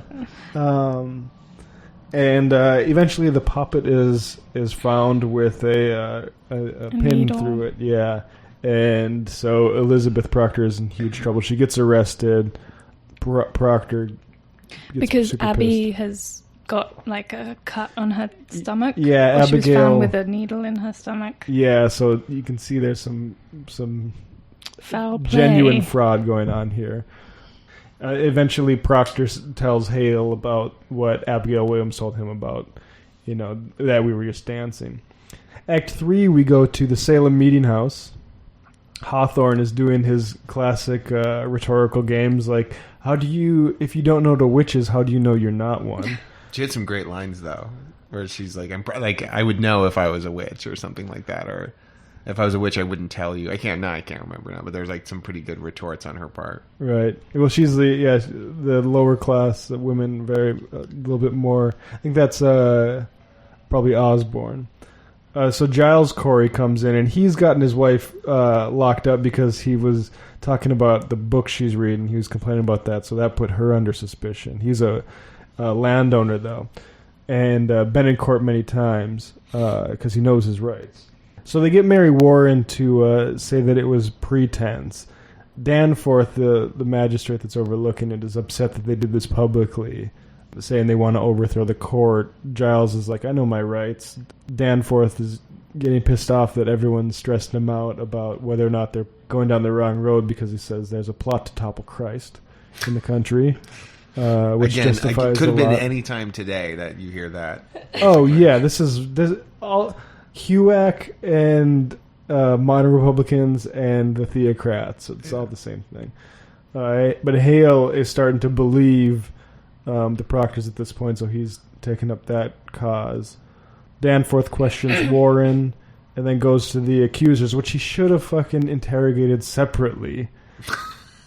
So he says, hey, this girl is accusing you all of lying. Instead of asking them all in a group so they can tell that they're all maintaining solidarity, take them one by one, say, hey, Mary Warren said you're lying, and all this would have been over. Yeah. But the play would have been really long. Yeah. It turned into a 7-act play. I don't know. I bet one of them would have crumbled very quickly. It's like how Bush and Cheney couldn't be interviewed separately for the 9/11 Commission. No shit? Yeah. What? That's a good little fact. That's a little fact there. Another witch hunt. Was that before or after Kissinger was put in charge of it? I didn't know he was in charge of it. They tried to put Kissinger Associates in charge of it, and people were upset about that. And they're like, that's part of what's the stuff that's kept under wraps. That's good. National security, folks. National security. So the girls maintain solidarity, the accusers, and Proctor is like, he says it is not a child of Abigail Williams because he's like, I've known her. And everyone's like, whoa, dude, don't, take it easy. Chill but he's out. like, no, seriously, though, I have slept with her in my barn. Or in the place where my animals sleep. He said the barn, Where right? my beasts are... Beasts lay. Yeah. Yeah, they're like, just tell us what happened, man. That's just, you don't have to be like Byron about it, for God's sake. And then, so Hawthorne has a brilliant idea to marry Warren, to say, hey, you said you were faking the fainting spells earlier. Do it now. And she has trouble doing it now because it is a social sort of performance, right? That's a horrible moment. It's a great moment, though. Great, It's good. and lasting psychological moment, because I feel like, even for 953, that's a pretty advanced understanding of psychology and mass psychology. Well, it reminds me of the witch trial part where the woman is nervously laughing on trial, and he's like, why are you laughing? She's like, I can't help it. There's that kind of thing where it's like, Sarah Good, like how you act on like when you're on the spot is so much different than yeah, I hate that shit. Do we know how old Mary Warren was? In real life or in this play? In I real don't know. life. I'm not sure about either. But I mean, she was a servant. At least in this play, they make a point of her being around independent age, because she's starting to give them a little bit of lip about what she's allowed to do and if she's allowed to go to court or not. And then there's this other problem thing, which is important for the plot, but in real life, you're like, come on, did you really have to do that? Where John Proctor's like, yeah, I have slept with Abigail Williams, and my wife knows it. That's why she threw her out of the household as a servant. Proctor could have just said, like, he had suspicions, or she had suspicions, or whatever, right? Mm-hmm. But instead, Danforth gets him to say, yes, she knew her for a harlot, and says, like, well, okay, she'll come and testify to that much, right?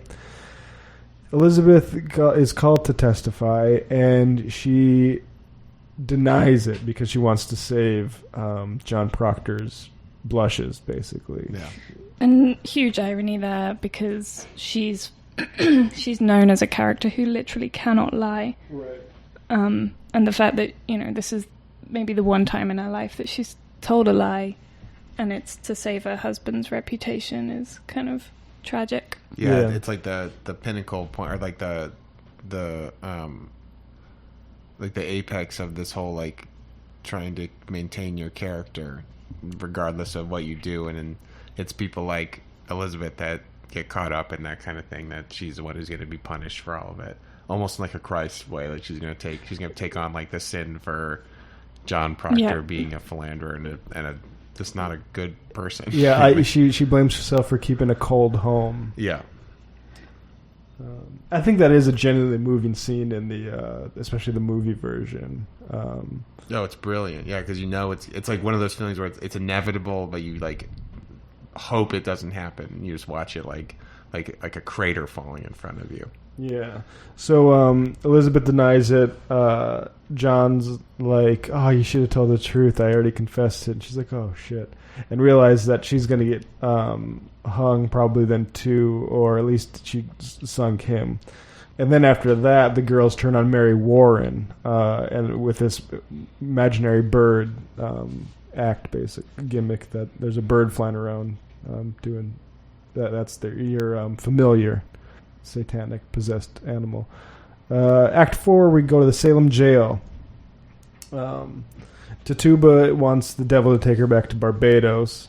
That's quite the interesting development, that like through some sort of PTSD, she may actually have convinced herself that she's in Congress with the devil now. Right, exactly. Which I think Devil in the Shape of a Woman by Carlson, which we cited last time, I think, goes into that. I kind of mentioned earlier, they consciously could have believed it because this court and their religious leaders are telling them so.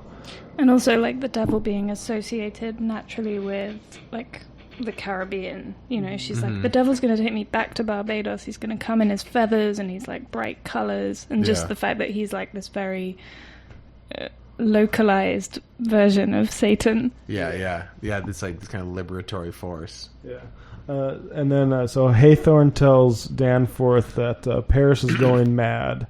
And then we find out Paris confesses to Danforth that Abigail and Williams and Mercy Lewis have fled with a bunch of Paris's cash. Yeah. And Paris never gets a fucking break. We hear, he sucks, man. Just hemorrhaging money all the time. He's like, I put that on the top of my house. I knew it was going to get stolen. There's a rebellion in Andover. People are sick of the witch trials up there. Someone left a dagger on Paris's door to threaten him, which is fucking crazy. Vigilante justice. But Danforth's like, no, we won't postpone because that'll make us look like we did something wrong. It's crazy. Hale's like, excuse me, but there's blood on my head. Hale's having a real moment. Yeah, Hale tells Elizabeth Proctor that John should confess. Yeah, because he says that, like, in God's eyes, human life is more precious than, you know, this kind of, like, going through the motions of being godly. Like, actually just keep him alive. Yeah. I want to find this, actually. And I think Hale is an interesting character in that he's one of the only characters that goes on a real... like, has a real moral trajectory in the play, in that he begins basically assuming witchcraft, at least. I think he comes... Well, his whole status is, like, wrapped in the fact that he knows so much about witchcraft. And by the end, he's like, no, this is BS. Yeah. It turns out it's alchemy. Just confess, keep yourself alive. Like, he's very pragmatic. Yeah. Well, when we get to it, we should discuss the John Proctor's final act, because I think that whether he learned anything or whether I think it's intentionally ambiguous, but it is a lot to unpack. A lot, yeah. Oh, let's say he says, "Life, woman, life is God's most precious gift. No principle, however glorious, may justify the taking of it." Hale, will you speak with this woman? Goody Proctor, your husband is marked to hang this morning. I've heard it. You know, do you not, that I have no connection with the court. I come of my own, Goody Proctor. I would save your husband's life. For if he is taken, I count myself his murderer. Do you understand me? What do you want of me? Goody Proctor, I have gone these 3 months, like our Lord into the wilderness. I have sought a Christian way. For damnation's doubled on a minister who counsels men to lie. It is no lie. You cannot speak of lies. It is a lie. They are innocent. I will hear no more of that. Let you not mistake your duty as I mistook my own.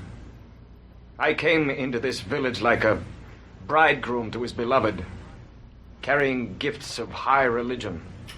This is basically a monologue about the limits of ideology. Yeah. The very crowns of holy law I brought. And what I touched with my bright confidence, it died. And where I turned the eye of my great faith, blood flowed up. Beware, Goody Proctor, cleave to no faith when faith brings blood. It is mistaken law that leads you to sacrifice life, woman.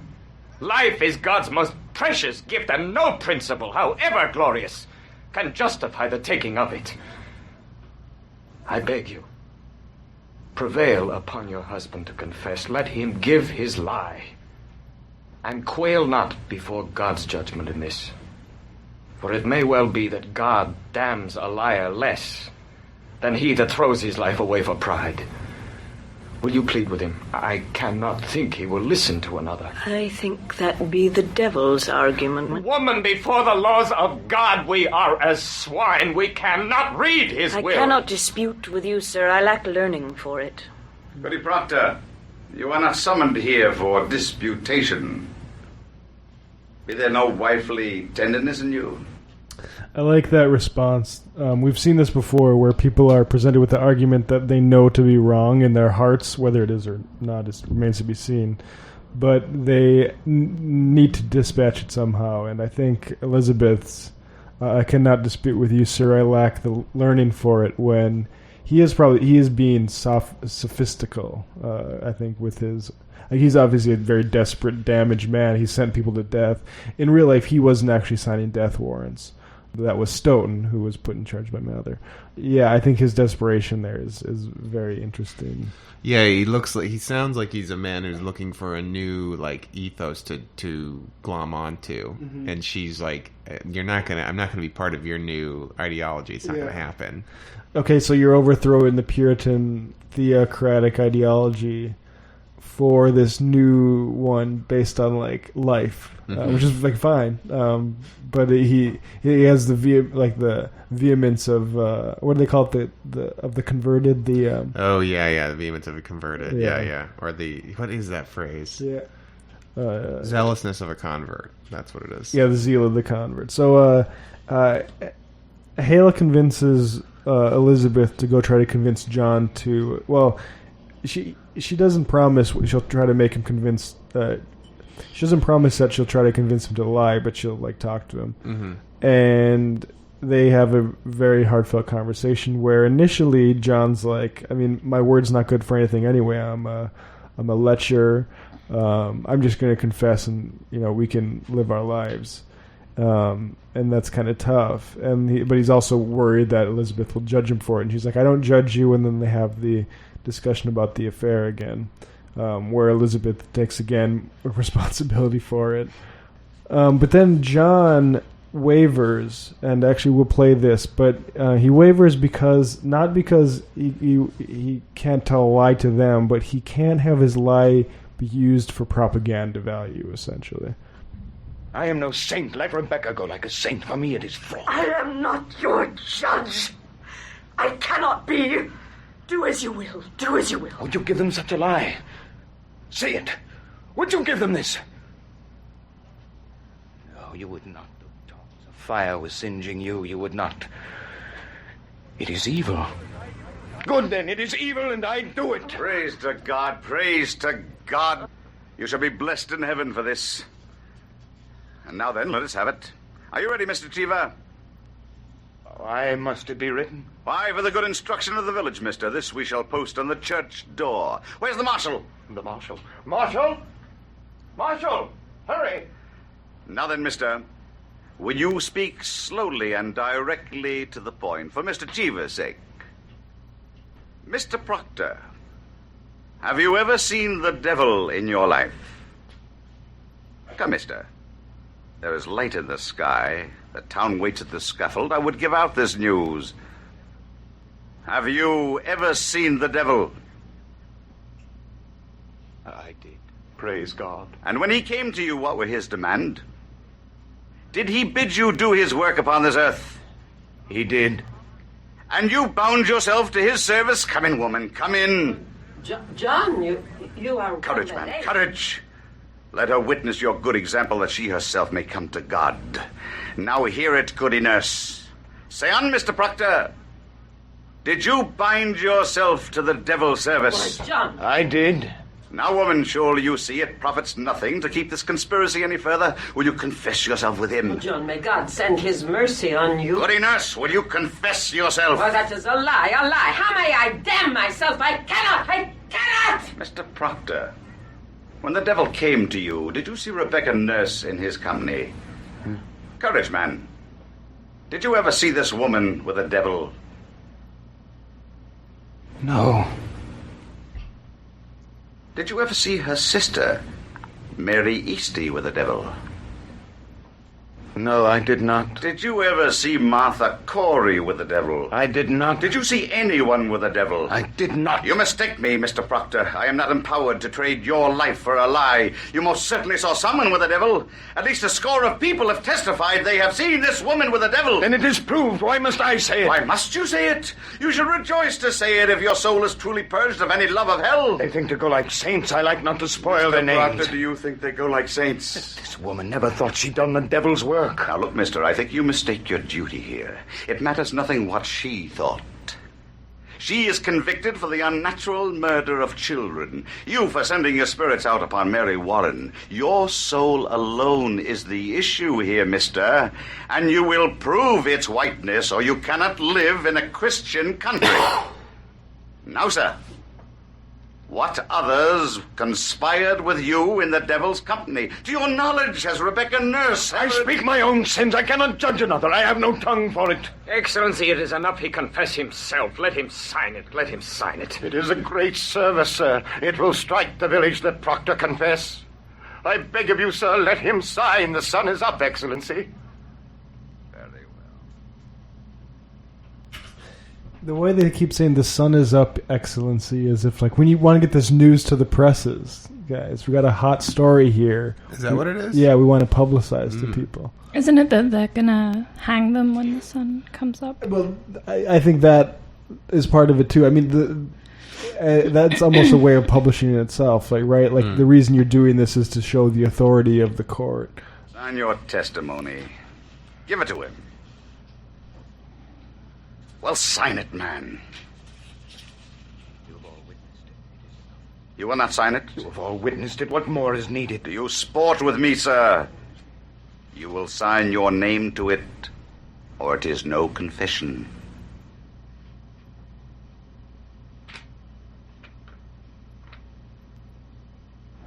Your last name, mister. Praise be to the Lord. Now, Mr. Proctor, if you please. No. Mr. Proctor, I No, must... no, I have signed it. You've seen me. It's done. You have no need for this. Proctor, the village must have I am the village. I confess to God. God sees my name on this. It is enough. No, it is not enough. You came here to save my soul, did you not? Here, I have confessed myself. You have it is enough. not confessed. I have confessed myself. Is there no good penitence but it be public? God does not need my name nailed to the church. God sees my name. God knows how black my sins are. It is enough. Mr. Proctor. You'll not use me. I'm no Sarah Good at Tituba. I'm John Proctor. You'll not use me. It is no part of salvation that you use me. Mr. Proctor, I wish... have 3 children. How may I teach them to walk like men in the world? And I sold my friends. You have not sold your Beguile friends. me not. I blacken them all when this is nailed to the church the very day they hang for silence. Mr. Proctor, I must have good and legal proof that You are the High Court. Your word is good enough. Tell them I confessed. Say, Proctor broke his knees and wept like a woman. Say what you will, but my name you It's cannot... the same, isn't it, if I report it or you sign it? No, it is not the same. What others say and what I sign to is not the same. Why do you mean to deny this? I mean to deny nothing. Well, then you must explain to me, Mr. Because Proctor. it is my name. Because I cannot have another in my life. Because I lie and sign myself to lies. Because I'm not worth the dust on the feet of them that hang.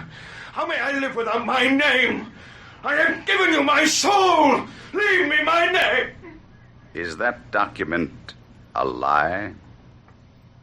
If it is, I will not accept it. What say you, mister? I will not deal in lies.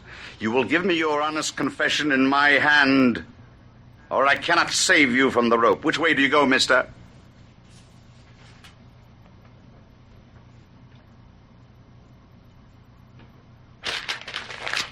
Marshal! Proctor. Proctor. Man, you will hang. You cannot. I can. And there's your first marvel. That I can.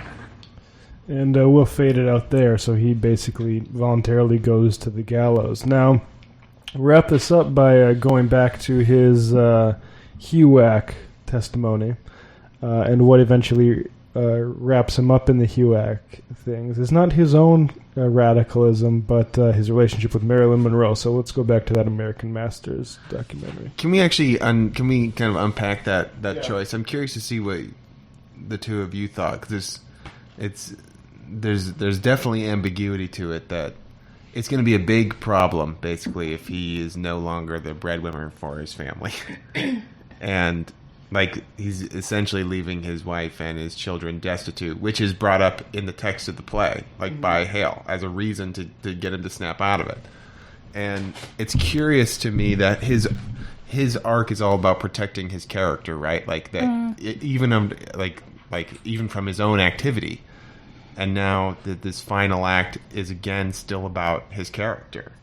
Like it's interesting that it's like, it's not to be used for propaganda in the future, but when he's like, my name, this is all that matters to me. Like, it makes me feel like maybe he actually didn't learn the vital lesson, and maybe Hale was able to get that lesson, even in his own kind of like highly educated way, that life itself is the answer, and saying yes to life on its terms rather than being like trying to make some sort of image for yourself, right? No matter what the cost. A compromise is basically what Hale was counseling, and I think it's interesting that Hale uses the word vanity to describe this action. And if you look at this play as just through the lens of like classical tragedy, through kind of Aristotle's definition of tragedy, like it's possible that this is John Proctor's hamartia, it's his pride, right? And that ultimately it is kind of self-regard, or it's like this very kind of solipsistic way of thinking about virtue. I think him realizing that his signature on this confession, and they reiterated a couple times, like, we need to show this to the public. It's not about God. This is about showing it to the public. He realizes that, and Rebecca Nurse is right there. She's not going to confess. He realizes that if he does, he's throwing more weight behind the official court, right? There's all this issue of like, do you want to just save your wife from the court, or are you trying to take down the entire court? And the truth is, he should have been trying to take down the entire court, right? And when you play its game, and I think this is why the HUAC example is important, because by going to HUAC, Elia Kazan validated HUAC, even though they were a joke. And so, like, to understand that effect of your testimony, I think it's sacrificing your personal life for basically the public good. Right. It's like taking control of the narrative. Yeah, and I think I actually like that. I don't think I would be willing to collapse it down to. It's definitely not good for the wife and kids. Yeah, I don't know that I'm saying that it's like the wrong decision. Yeah. I definitely see its value in context, but just I think we've been trained to read this text as the story of a hero, like a flawed hero finding his voice and asserting his humanity and his virtue. But I just think it's interesting, like Alex's reading is a good counterpoint to that. No, yeah, I definitely think there's power in the ending, especially as it resonates with the moments that are, or the events that are happening in 1953.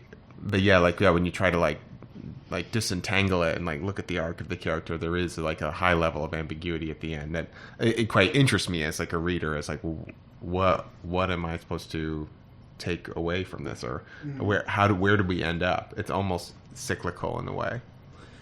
Let's go back to the American Masters documentary on Kazan and Miller about the Cold War here, and this is a bit where Kazan meets Miller in the woods and tells him that he's going to snitch. Kazan then called Arthur Miller.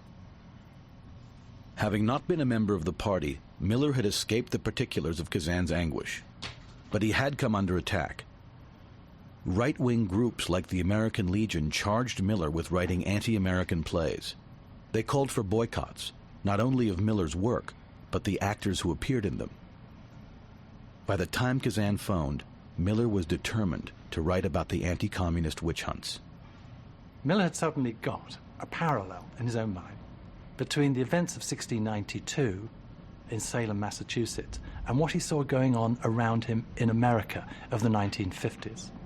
So Miller went round to Kazan's on a kind of double errand. One is to hear the terrible news, as it turned out from his point of view, that Kazan was going to name names, and the other was to explain that he was on his way to Salem to do the research for The Crucible. In the woods behind Kazan's house, the two men, who by their own account were like brothers, the same person, took a walk. It was a cold spring day. The rain had just ended. 50 years later, both men recalled this conversation. They remembered the damp woods, the newly blossomed trees. But the content of what passed between them, not surprisingly, differed greatly. Kazan remembers warmth from his friend, reassurance. In his diary, he wrote that Miller put his arm around him and said, "Don't worry about what I'll think. Whatever you do will be okay with me, because I know your heart is in the right place." Miller remembers feelings of dread, not forgiveness. He saw a tragedy taking shape before him, and while he had sympathy for Kazan, he was also afraid of him. "Had I been of his generation," he would write, "he would have had to sacrifice me as well. And finally, that was all I could think of. I could not get past it."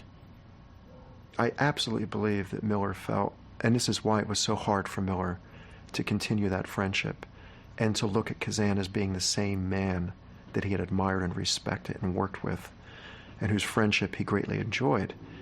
I think the compromise of his integrity was so severe in Miller's eyes that he could no longer see Kazan as the same person.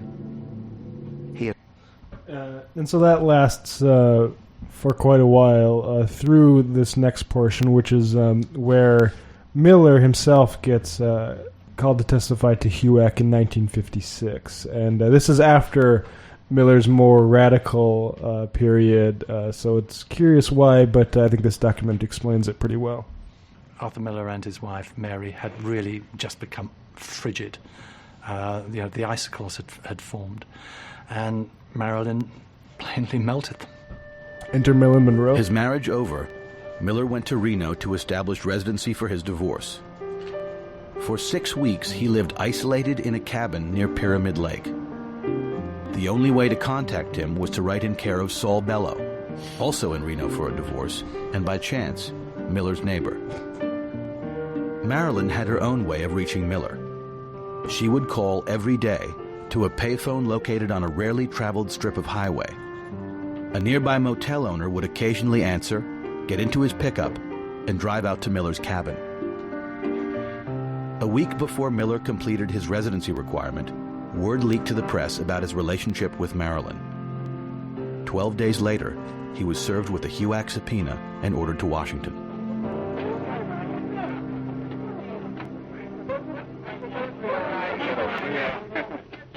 I met him in California in 1951. Where was that? Well, I was on a set of a picture called Young as You Feel. I had a small part of it. And I hadn't seen it since. When did you... Why would they pick Miller in 1956? He'd had a series of plays which had become less and less successful. He was not the major figure he'd been in 1949. Time to pick him up was around the turn of 49, 50, 51, 52, even the Crucible 53. They didn't do it. There was no more information on his file than there had been earlier. The difference was his relationship with Marilyn Monroe. The official reason for Miller's subpoena was a passport application he made in order to attend the London opening of A View from the Bridge. 5 days later, HUAC opened hearings into the fraudulent procurement and misuse of American passports by persons in the service of the Communist conspiracy. Under this pretext, the House Un-American Activities Committee subpoenaed Arthur Miller. Miller had been under the government's watch for nearly a decade. In fact, his FBI file dated back to 1947, when he was named, along with Kazan, by Jack Warner. Even though Miller and Kazan were named at the same time, they did not share similar fates. Miller was called before HUAC 4 years after Kazan, and in that short time, the political climate had changed considerably. The difference between Kazan testifying in 52 and Miller in 56 is also a difference in American culture during the Cold War. By 1956, Joseph Stalin is dead. Joseph McCarthy has been neutered, condemned by the Senate in 1954. The atmosphere of 56 is more open. It's not as oppressive. Dalton Trumbo has gotten an Oscar under the name of Robert Rich, and everybody hip knows that Dalton Trumbo, one of the original Hollywood 10, has written this screenplay and gotten an Oscar for it. So 56 is a very different year than 52. The atmosphere is certainly not as oppressive and fraught with tension as it was just 4 years earlier. But if Arthur Miller was under much less political and social pressure than Elia Kazan had been, Marilyn Monroe was not. Hollywood had a hot property in Marilyn Monroe. Suddenly, she's going to get married to this man who's hauled before the House Un-American Activities Committee. They want to protect their product. So Spiros Skouras, head of 20th Century Fox, goes to see them in New York on the eve of the hearings to persuade Arthur Miller to name names and thus protect his investment, 20th Century Fox's investment, in Marilyn Monroe. Will he do it? Yeah. In New York, Skouras tried to talk some sense into Miller, and when that failed, into Monroe. But Marilyn, in the face of studio pressure, held her ground. She told Skouras she hoped Miller would defy the committee. But her support of Miller didn't stop there. Miller's last two plays had not done well. He now had child support and alimony to worry about. If he was cited for contempt of Congress, he would have to appeal and could be driven into debt. With the exception of money put aside for her mother, Marilyn drew up a new will and left everything to Miller. She also refused her lawyer's advice to get a prenuptial agreement and asked him to look into optioning Miller's plays. There were, however, limits to Marilyn's aid. Chairman Walters basically said to Miller, if you can convince Marilyn Monroe to be photographed with me, I'd be very grateful, and you would not have to testify before the committee. Here's your propaganda value lesson. He wanted to have his picture taken with Marilyn Monroe for political advantage, because he knew if he could have that picture circulated when he was running for re-election, that it would look as though she had endorsed his candidacy, and that would be something that would win the hearts of the public that would be voting in that election.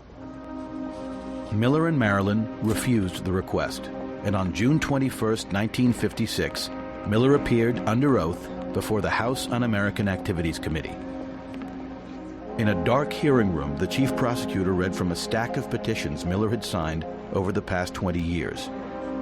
Pleas to free political prisoners, appeals for friendship with the Soviet Union.